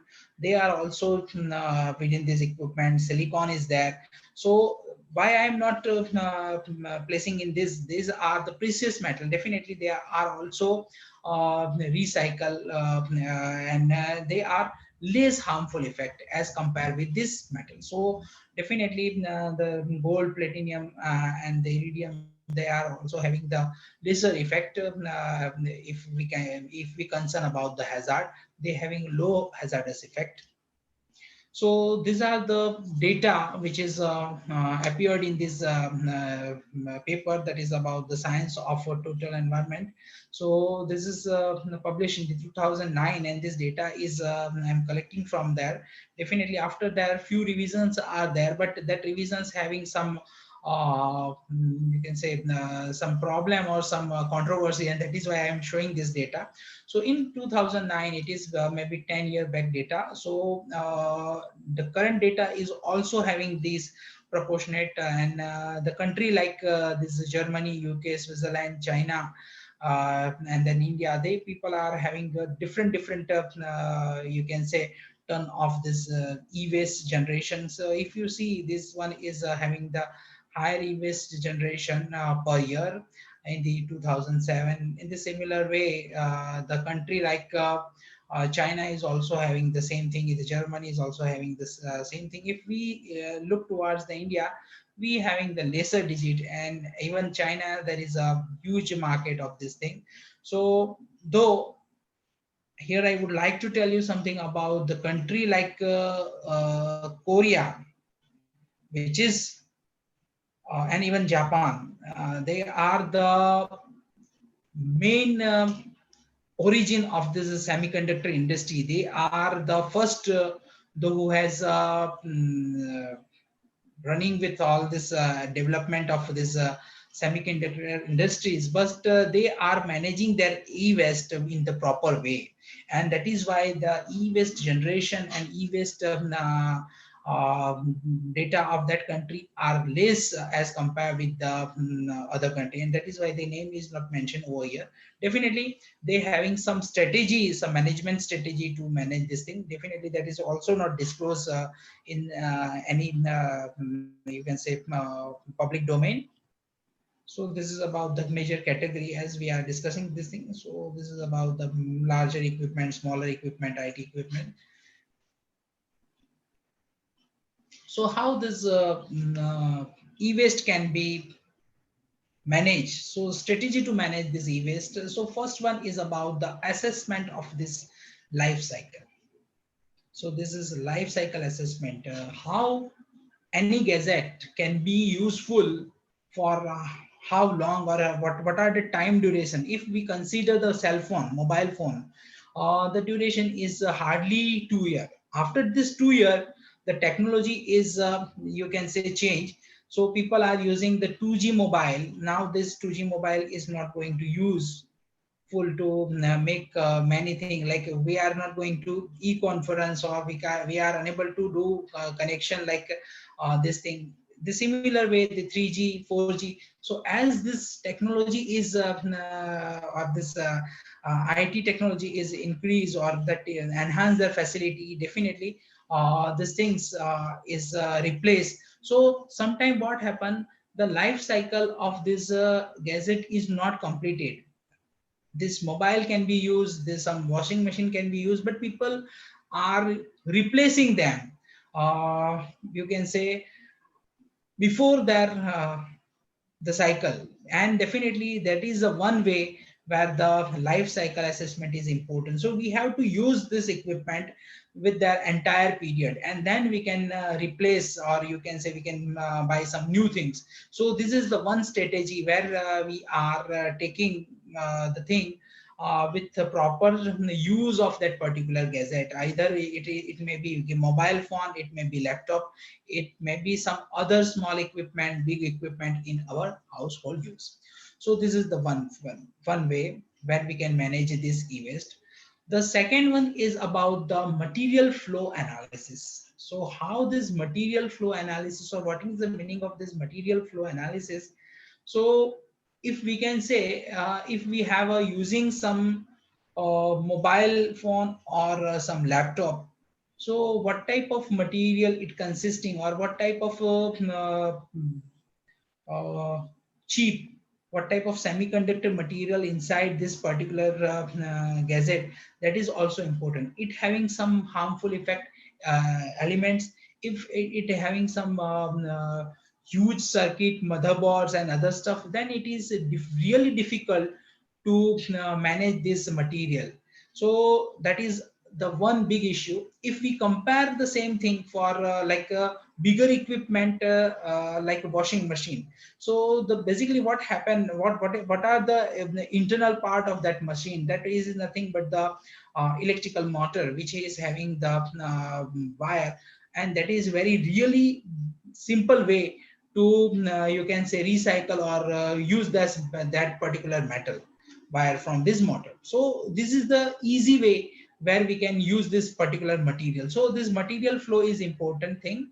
In the similar way, the third point is about the multi-criteria analysis. How this multi-criteria analysis is the useful to manage this e-waste, in which we are monitoring, or you can say analyzing the material inside that particular e-waste. that is assess how it can be recycled, that is assess, as well as what are the energy used to recycle or reuse that particular metal, that is also analyzed in this multi-criteria analysis. So this one is a much important point when we manage this e-waste. So here I would like to tell you one thing. The e-waste is, why the e-waste is a big problem, because to collect some from this e-waste, there we have to apply some energy, we have to use some process, and for that there are huge energy is required for to manage or reuse that particular elements or particular metals and extract particular metals. So in that way, this multi-criteria analysis is the important task. In the similar way, extended procedure on responsibility, the important point where people are aware with what we are dumping, what we are not using and throw away in the open area, in the landscape. So that is about the extended producer and responsibility. So whatever the you can say industries and other stuff which is produce such type of thing, they must have to use that responsibility. Apart from that, the awareness is the one of the important way where we can manage this e-waste, because people are not aware why this e-waste is a big problem and how long it create the big problem that we people are not realizing today. So the challenges, so what are the challenges as in the e-waste management? That is about the above mentioned strategy are present, but still it require more time and energy to recycle or manage the e-waste. So these are the strategy which is we are adopting. And finally, by using this thing, we can manage somehow somewhat the e-waste problem. But the thing is that it requires some more energy, and the same way more energy requirement, that is about the recycle or reuse of such e-waste. This is a big problem. Sometimes what happen, I'm using certain thing, I'm recycle this e-waste, then we are minimizing these e-waste definitely, but whatever the energy we are utilizing for this e-waste, that is huge, and that is also a big concern. The another concern is about the hazardous effect of the human and the environment. So this is also a very important aspect where the hazardous effect of that particular material, that is a big concern. So when we are managing something, if we come out or if we remove some waste, further it create a big problem for the society. So this is about the also a big challenge to overcome this thing. So what is to overcome and to come out with all these limitations, some challenges, we set our objective. We set the thing, that is replacing the old material with the new one. So what we are basically using the semiconductor material, organic stuff, the elements, some metals, what we are using conventionally, that is replaced by something new material. So here I promote many of our group to just think in this direction, because see, there are huge number of material. I have surveyed something and I have proposed something, but apart from that, there are huge number of material which are available, and they must be under the category of some unique material, new material. So this old material must be replaced by the new material. This new one material, that is new material, is nothing but the which is a sustainable material, which is having lesser effect on environment, human, etc. So this is about the thing. Then the thing is about the review of a smart alternative to conventional semiconductor device. So that is about the we have to find the alternative, this conventional device and conventional semiconductor material by the renewable, biodegradable and non-toxic organic semiconductor. So what we are replacing, the replacement is about the conventional material, which is having some hazardous elements, hazardous plastics and other stuff, which is replaced by the newer material, or you can say renewable material, some biodegradable material and non-toxic organic semiconductors. So here these are the alternative material which are used to overcome this limitation of e-waste. Then processing technology must be simple. Yes, definitely. When we are talking about the opto-electrical equipment, definitely the processing is very difficult. Here, when I say opto-electrical applications, it is definitely mainly concerned to the cell phones, to the laptops, to the display devices, to the lighting devices such as LED, OLED, and etc.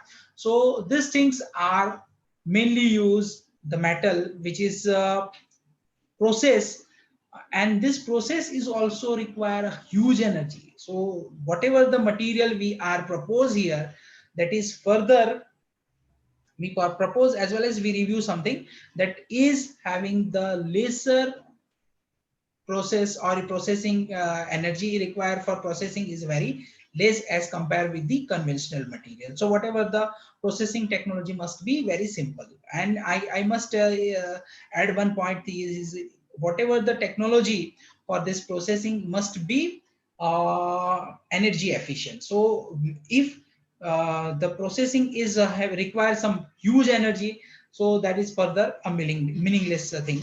So whatever the technology, that must be very simple, and the processing is very cost effective as well as energy efficient. So the another thing is about the cost effective and simple device fabrication technology. So we have to focus in that particular area, that is about the processing technology and about the cost effective and simple device processing technology. So after this all, we have to replace, we have to find the objective and we have to focus on that particular thing. So there are three main areas where we concern about the material replacement, then about the processing technology, and about the cost of that particular material. So whatever the material must be cheaper, as well as the processing is very simple to fabricate any optoelectrical device. So these are the alternative approaches of this e-waste management, that is electronic system consisting of a renewable and the biodegradable material, and minimal amount of the potential toxic materials are desirable. So whatever the material, that material must be having a biodegradability. So if we dump somewhere, it must be degrade at certain period.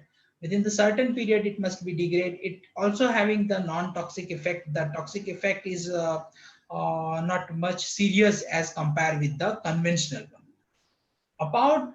Apart from that, there are natural and nature inspired material. Definitely nature tell us many things to make many things simple. So when we are using some natural material, then further they are useful to fabricate that such type of semiconductor. I will show you certain material which are very simple and available with nature, and we must have to focus on certain type of material to fabricate some this organic semiconductor devices. So the next point is about the work to identify semiconductors that are stable in their phase of challenging environmental condition, yet degradable at the end of their product lifetime. So whatever the material, that must be degradable, but definitely that material must be useful for a certain period of time. During their use, they may be not degrade. So that is a very important point. It must having certain lifetime. After this lifetime, maybe it degrade, then it is okay. Because like cell phone. So cell phone is people are using maybe more or less 2.5 years. After this 2.5 years, maybe the cell phone is damaged, or maybe people are replacing by buying some new advanced gadget as compared with the older one. So in that way, people are not using their full life cycle of that particular equipment. So whatever the material which we are proposing over here, that also having the certain life period. Suppose I can say 2 years or 3 years. So within this 3 years, that must be degrade, and you have to throw in that particular gadget, and it can be degrade. So this is the work what we are presenting over here, which is under the IUPAC technical report. This is Professor Diane Purchase, and she is working hard and leading this our group that is on e-waste management. So this project is sanctioned by the IUPAC, and this is the technical report of that particular topic, where we are concerning about the global occurrence, chemical properties, and ecological impact of e-waste. So this technical report is come up with the huge authors, and definitely here I am representing from our country, and how this e-waste can be controlled by the using them smart material, or you can say sustainable material, some natural kind of material that we are focusing on that particular thing. So this is about the report. You can, if you can join this group, tell me. We can join this. I will introduce in this particular group. So definitely how this material can be used, or what type of material can be used. So there is a renewable, biodegradable, and non-toxic material. So whatever the material, that material having this renewable, biodegradable, and non-toxic material. So people, there are 4 categories mainly, which are I have identified and summarized over here. That is about the paper, leather, silk, hard gelatin, and the biodegradable plastics as a substrate of electronic devices which is used. So this is about the thing. Just a minute.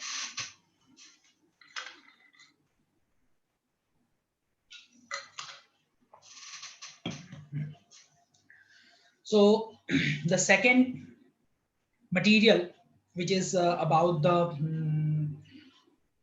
smoothing agent, such as polymethyl siloxane and rosolic acid. These are the material which is smoothing the device, or it can be gelatin kind of material which is used. Then definitely some other material. This is a biomaterial, that is DNA and nucleobases, as example of exotic dielectrics with the low dielectric losses. So this is about the material, mainly about the come out with the animal fat and animal kind of stuff. So this is about the DNA kind of stuff, some bio kind of material. So this is the use because they having also dielectric property.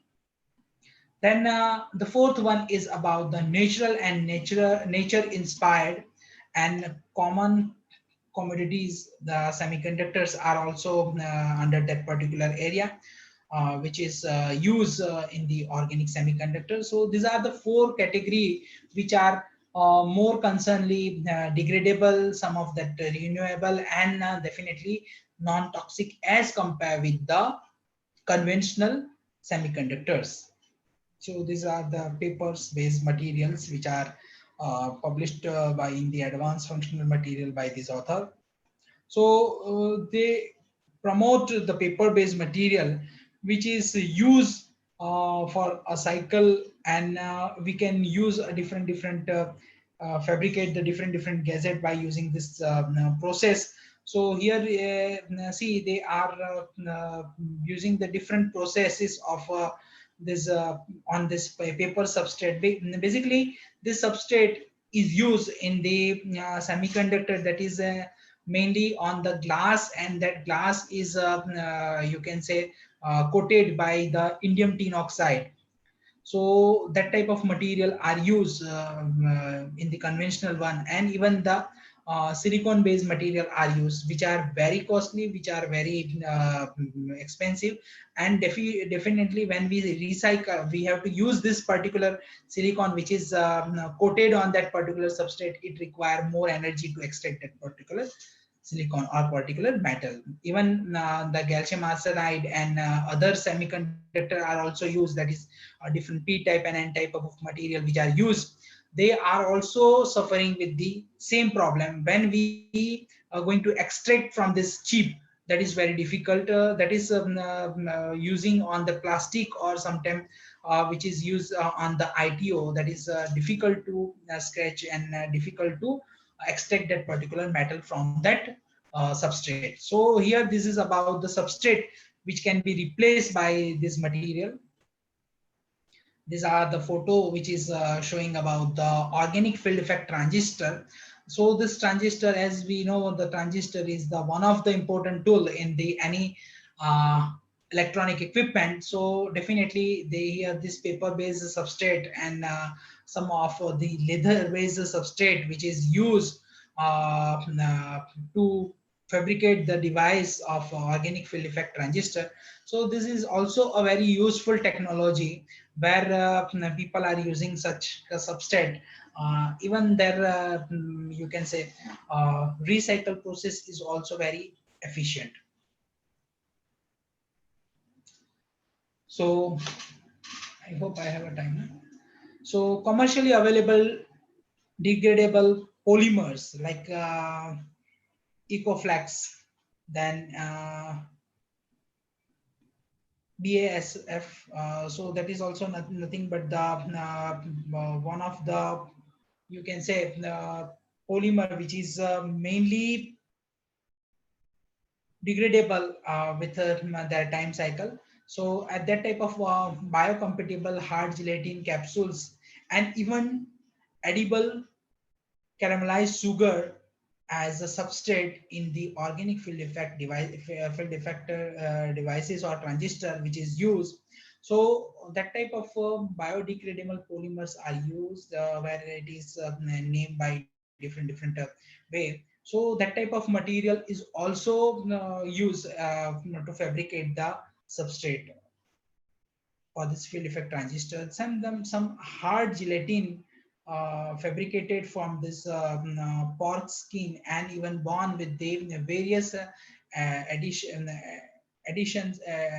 of a plasticizer and easy of production in the various form of their complete biodegradability. So definitely this animal fat, animal skin, which can be also used to fabricate such kind of devices. So definitely sometimes people are also having some problem with using certain thing, but definitely this is the right way to utilize such a you can say sustainable materials. Further, the example of exotic biodegradable substrate are the lactic acid, as we all are now.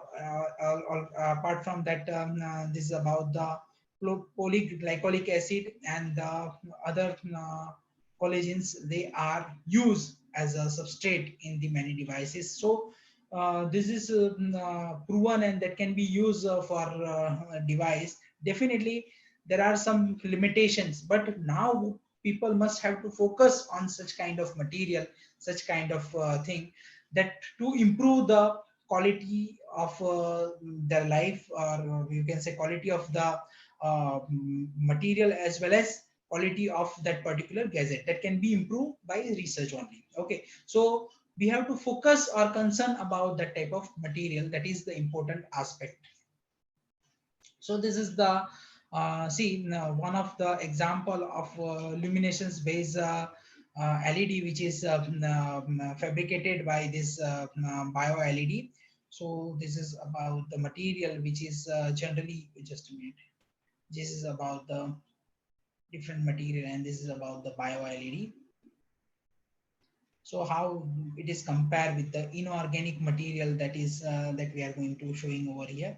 This is about the bio LED, and this is about the LED, which is having some inorganic material. So these are the two pictorial representation of that particular thing. Here we can say it is 25, and this is about the even 20 watt. It can show the good luminescence.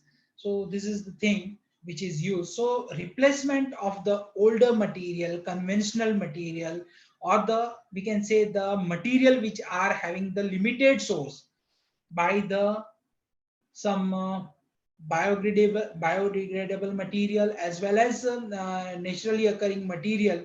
That is the motif of our work.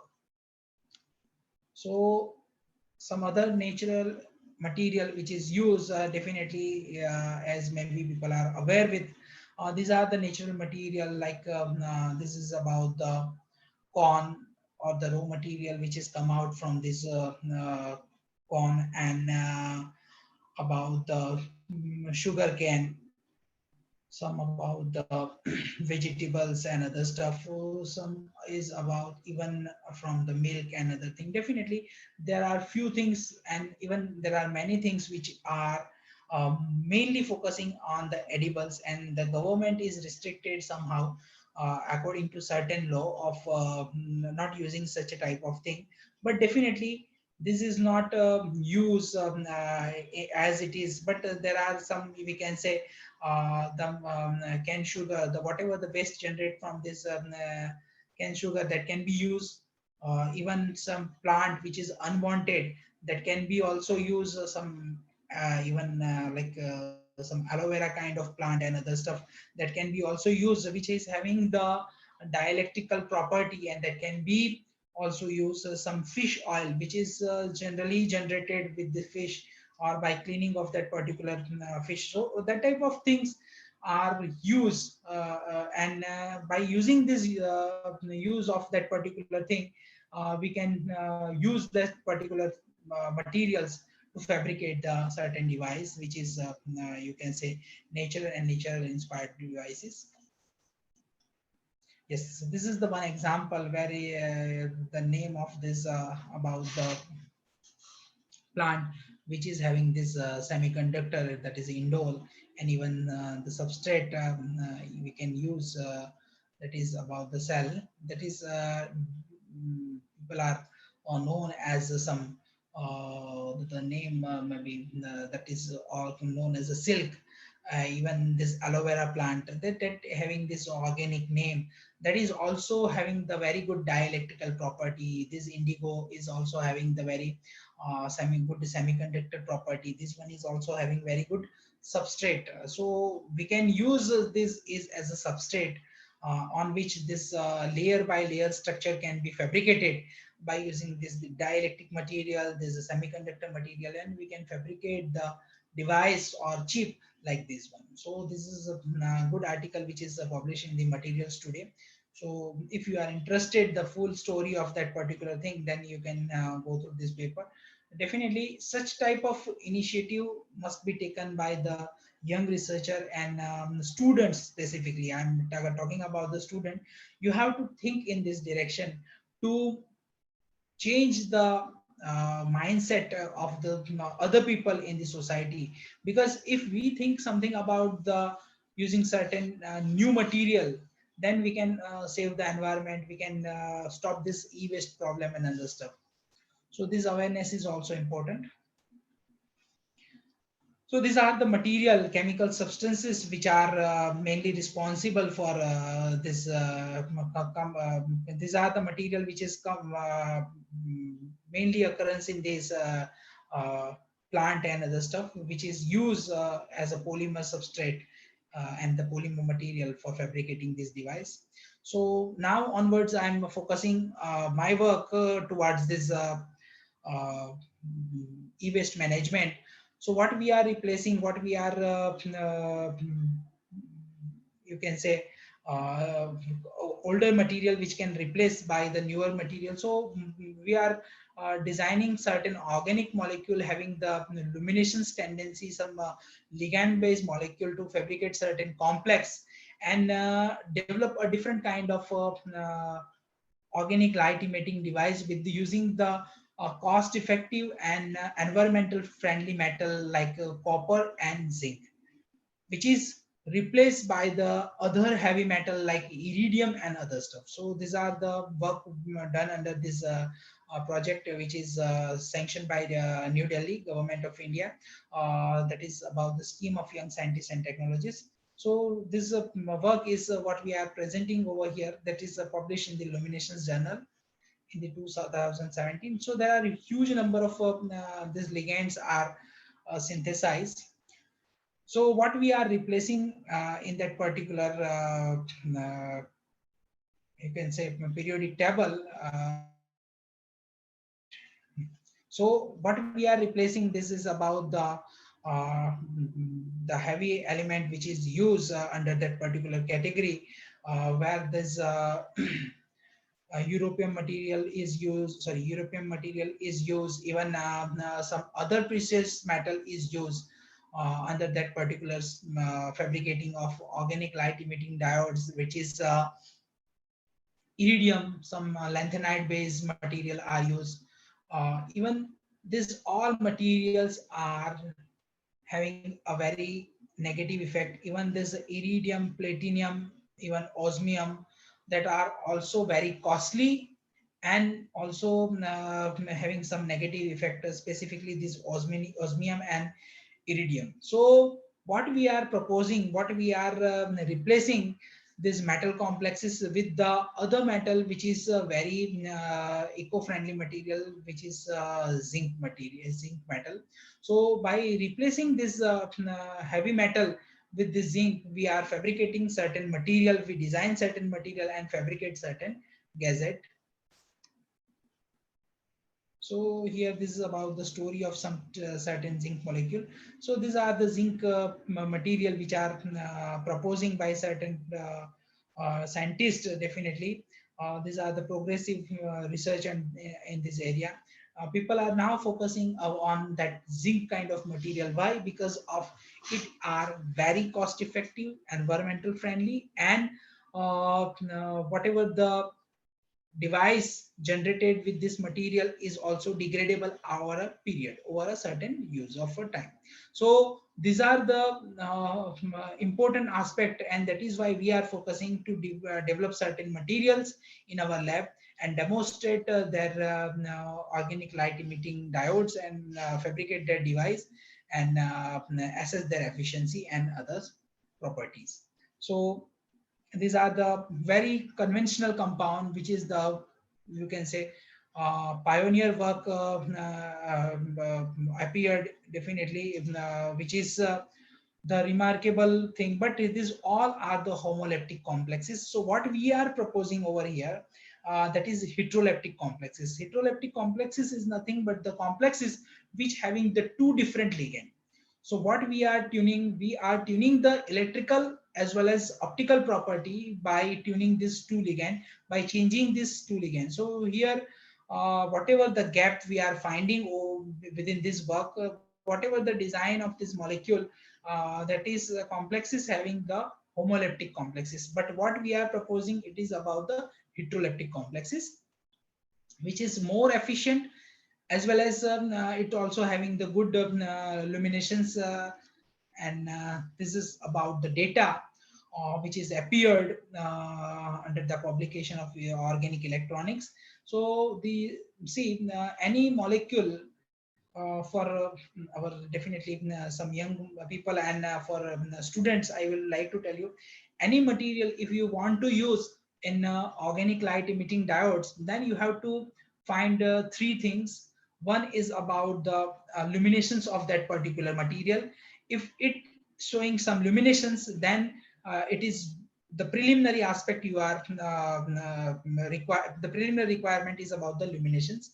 After that, you have to assess their electrical property by the cyclic voltammetry. You can analyze this electrical property.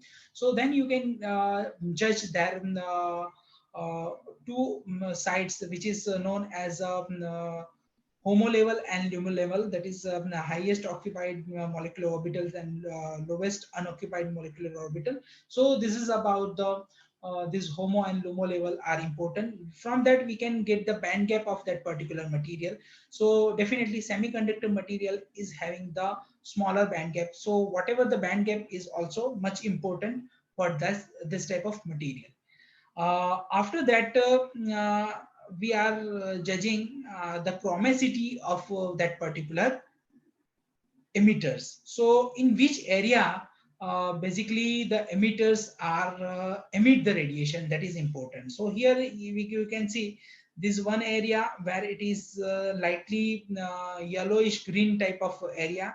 This is about the greener type of area, and another one is about the you can say sky blue, or you can say this is between the green and blue. There is a sky blue color is there. So this is about the different color aspects are important. So what we are designing the zinc material which are representing over here, they are under this category. Definitely we are also designing some other material, they are reaching at this point, that is also a very important aspect. So when, if you can say this white color emission is important, we can fabricate design this material which are having the tendency to you can say emit the light in the white region, but somehow it is really difficult to design certain molecule, and that can be also you can say generate by mixing of this red, green and blue emitter in certain proportion. Then we can also generate this white illuminations. So these are about the chromacity diagram, that is one of the important thing. And whatever the physical property, for photophysical property, here we are measuring, that is about the lifetime of that particular emitters, how the luminescence lifetime is measured on that particular material, and this is displayed over here. So yes, this is about the gazette what we are preparing over here. This is about the material which we are designing in our lab, that is zinc based complexes 1 and 2. This data is showing over here.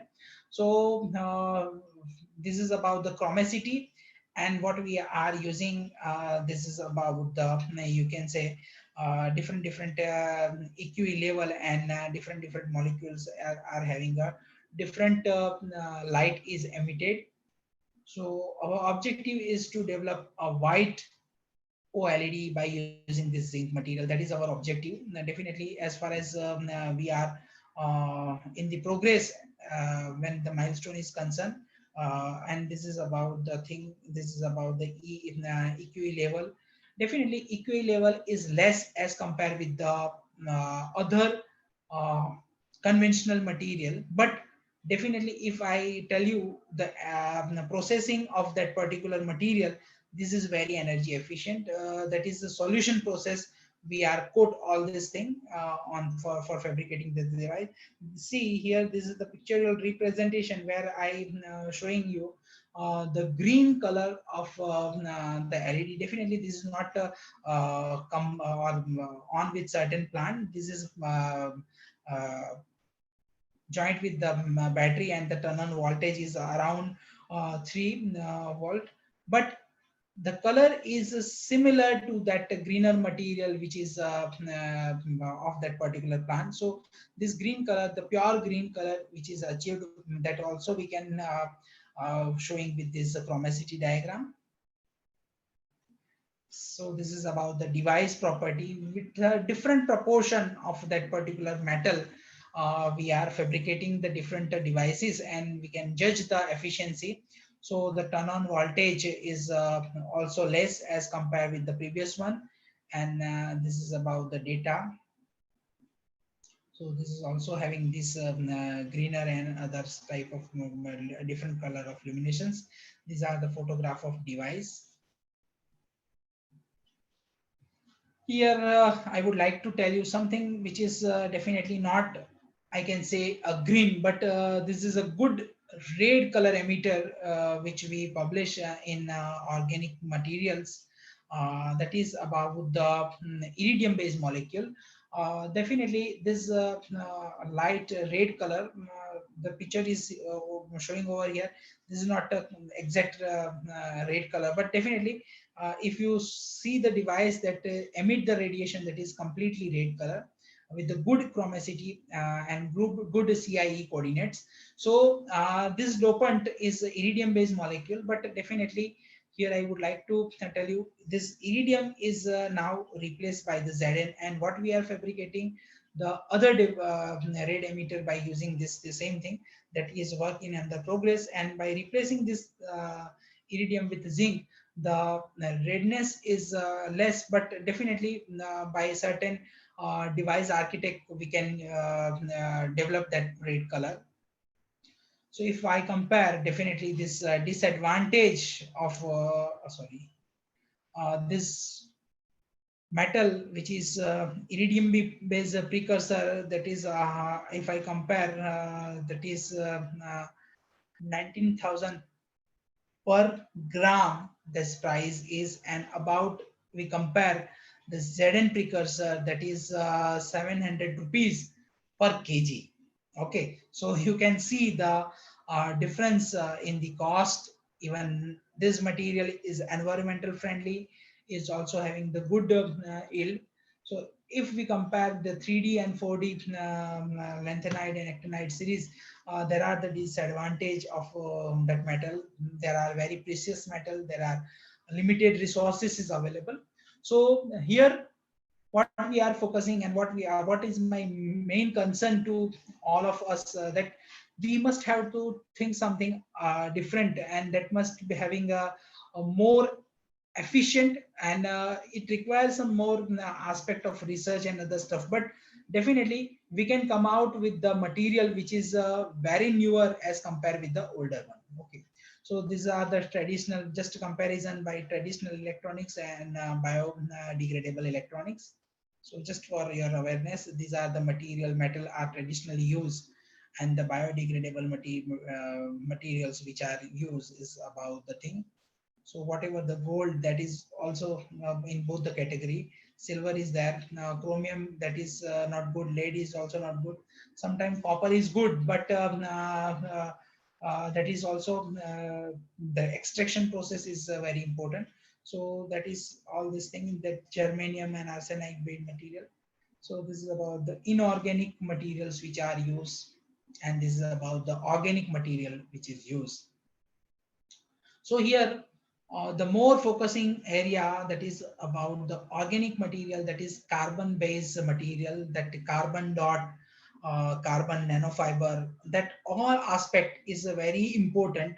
People are reading this type of material, paper, research article, then you have to read and think something different thing to fabricate in your lab that can be easily synthesized. And what we can do something in this area, that we have to focus. This is about this carbon based technology. Then about the conjugated polymer, this is one of the important area where we are also working, and that is to develop a low band gap polymer, or you can say conducting polymer. That is also an important area where we have to focus. That is also biodegradable electronics. Then naturally occurring small molecule which has come out from plants, some edibles, that we have to focus. Then about the cellulose nanofibers, so that is also important. So these are the organic material which are replaced that particular gallium nitride, gallium arsenide, metal oxide, silicon, and other bulk silicon and other stuff. So these all are limited resource. They are generate a lots of hazard, e-waste and other stuff. So if we can focusing on certain kind of material, then we can minimizing this e-waste. That is our belief, and that is our we proven at certain extent. Definitely people had to work. And also I encourage the young researcher and young people to just join this thing and accelerate their research area in this particular area. So if we compare this older one and newer one, the processing method, just a minute. The processing method of the conventional that is about the chemical vapor deposition method, then e-beam vapor method, thermal evaporation method, lithography. These all technique are require huge energy. See, the thing is that whatever the process is used to fabricate the device can be fabricated by using this process. This process is very costly. It is also very harmful to environment because they are not energy efficient. It requires more energy. Is compared with the solution processing, that is about the you can say, you can see the our organic electronics paper where what we are fabricating that particular device with this with the use of this solution process. And finally, spin coating, screen printing, and inkjet printing, that is used. This is the technology, this is the processing technology which is very energy efficient.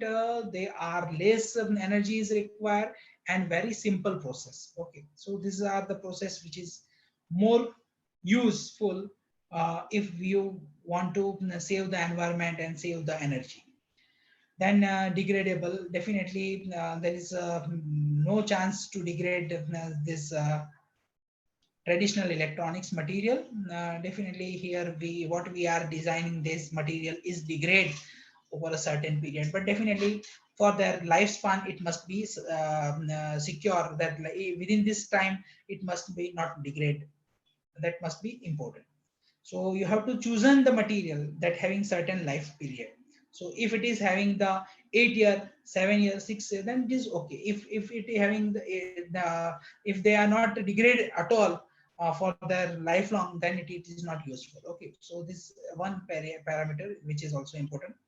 Then about the environmental effect, this is about the bad. Definitely this is about the natural thing, so it can be degraded, and that is also having the laser effect on the environment. Then energy, definitely more energy required for the fabricate as well as recycle. This aspect is the eye-opening aspect, which is energy efficient material, energy efficient devices, whereas whatever this material that they are using the lesser energy required for fabricate and degrade generally without any energy or with a smaller energy. So these are the comparison of with a certain criteria like energy, environment, degradable process, and about the type of material. So people have to concern on this thing.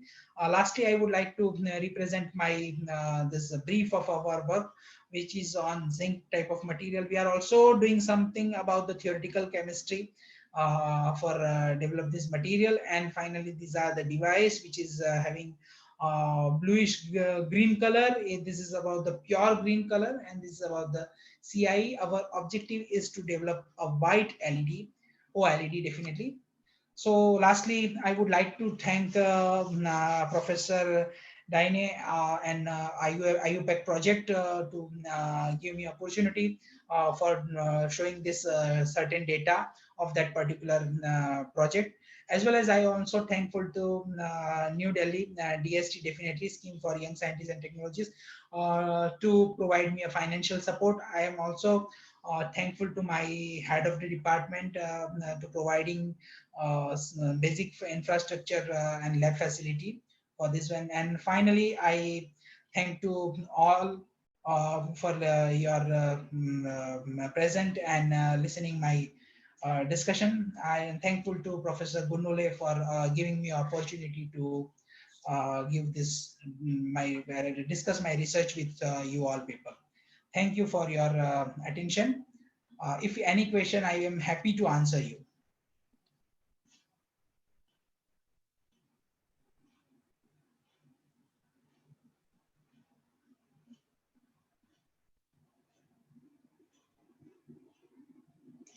There was one question, sir. Yes, If please. I have a e-waste of computer, what is the process will I adopt? Please give an example as a common people. Madam, definitely when you have a e-waste of computer or laptop or monitor, then definitely there is a four segment where it can be converted. One is about the plastic segment, that is you can say remove and or you can say recover. Then after the metal, which is semiconducting metal is used under that particular equipment, that is collected and reused. And the plastics which is not recycled, that is come out as a waste, or you can say that is generate that is non-useful plastic, or that which is not used for any kind of stuff, that is you have to throw in certain garbage. And finally the fourth aspect, which is some precious metal, which is collect and reuse, that on that way you have to this recycle that particular thing. But definitely this is a very long process, and it require more energy to recycle this whole thing. Thank you, sir. There is one more question, sir. Is it possible to burn e-waste in high temperature like cement kiln? Yes. Is it possible to burn e-waste in high temperature like cement kiln? Yes, it is possible. It is possible, but see, there are many aspects where we have to focusing. That is multi-aspect, or there are multi criteria where we have to analyze that particular thing. Okay. Yeah, thank you, sir. Thank you very much. Definitely, it's a worldwide emerging problem, sir. And you have availed us with different opto-electrical waste and its management strategies, challenges for management of e-waste and alternative material, and so many things. And it was really an amazing talk. Thank you, sir, for sharing your great knowledge with us. Thank you very much. Thank you. Now, thank you, sir. Now moving ahead, feeling gratitude and not expressing it is like wrapping a present and not giving it. With this beautiful thought, I invite Dr. Nilesh Jadhav to express his gratitude in the form of vote of thanks.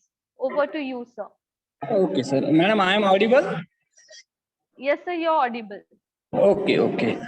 Good afternoon, one and all. It's my privilege to propose a vote of thanks on this special occasion.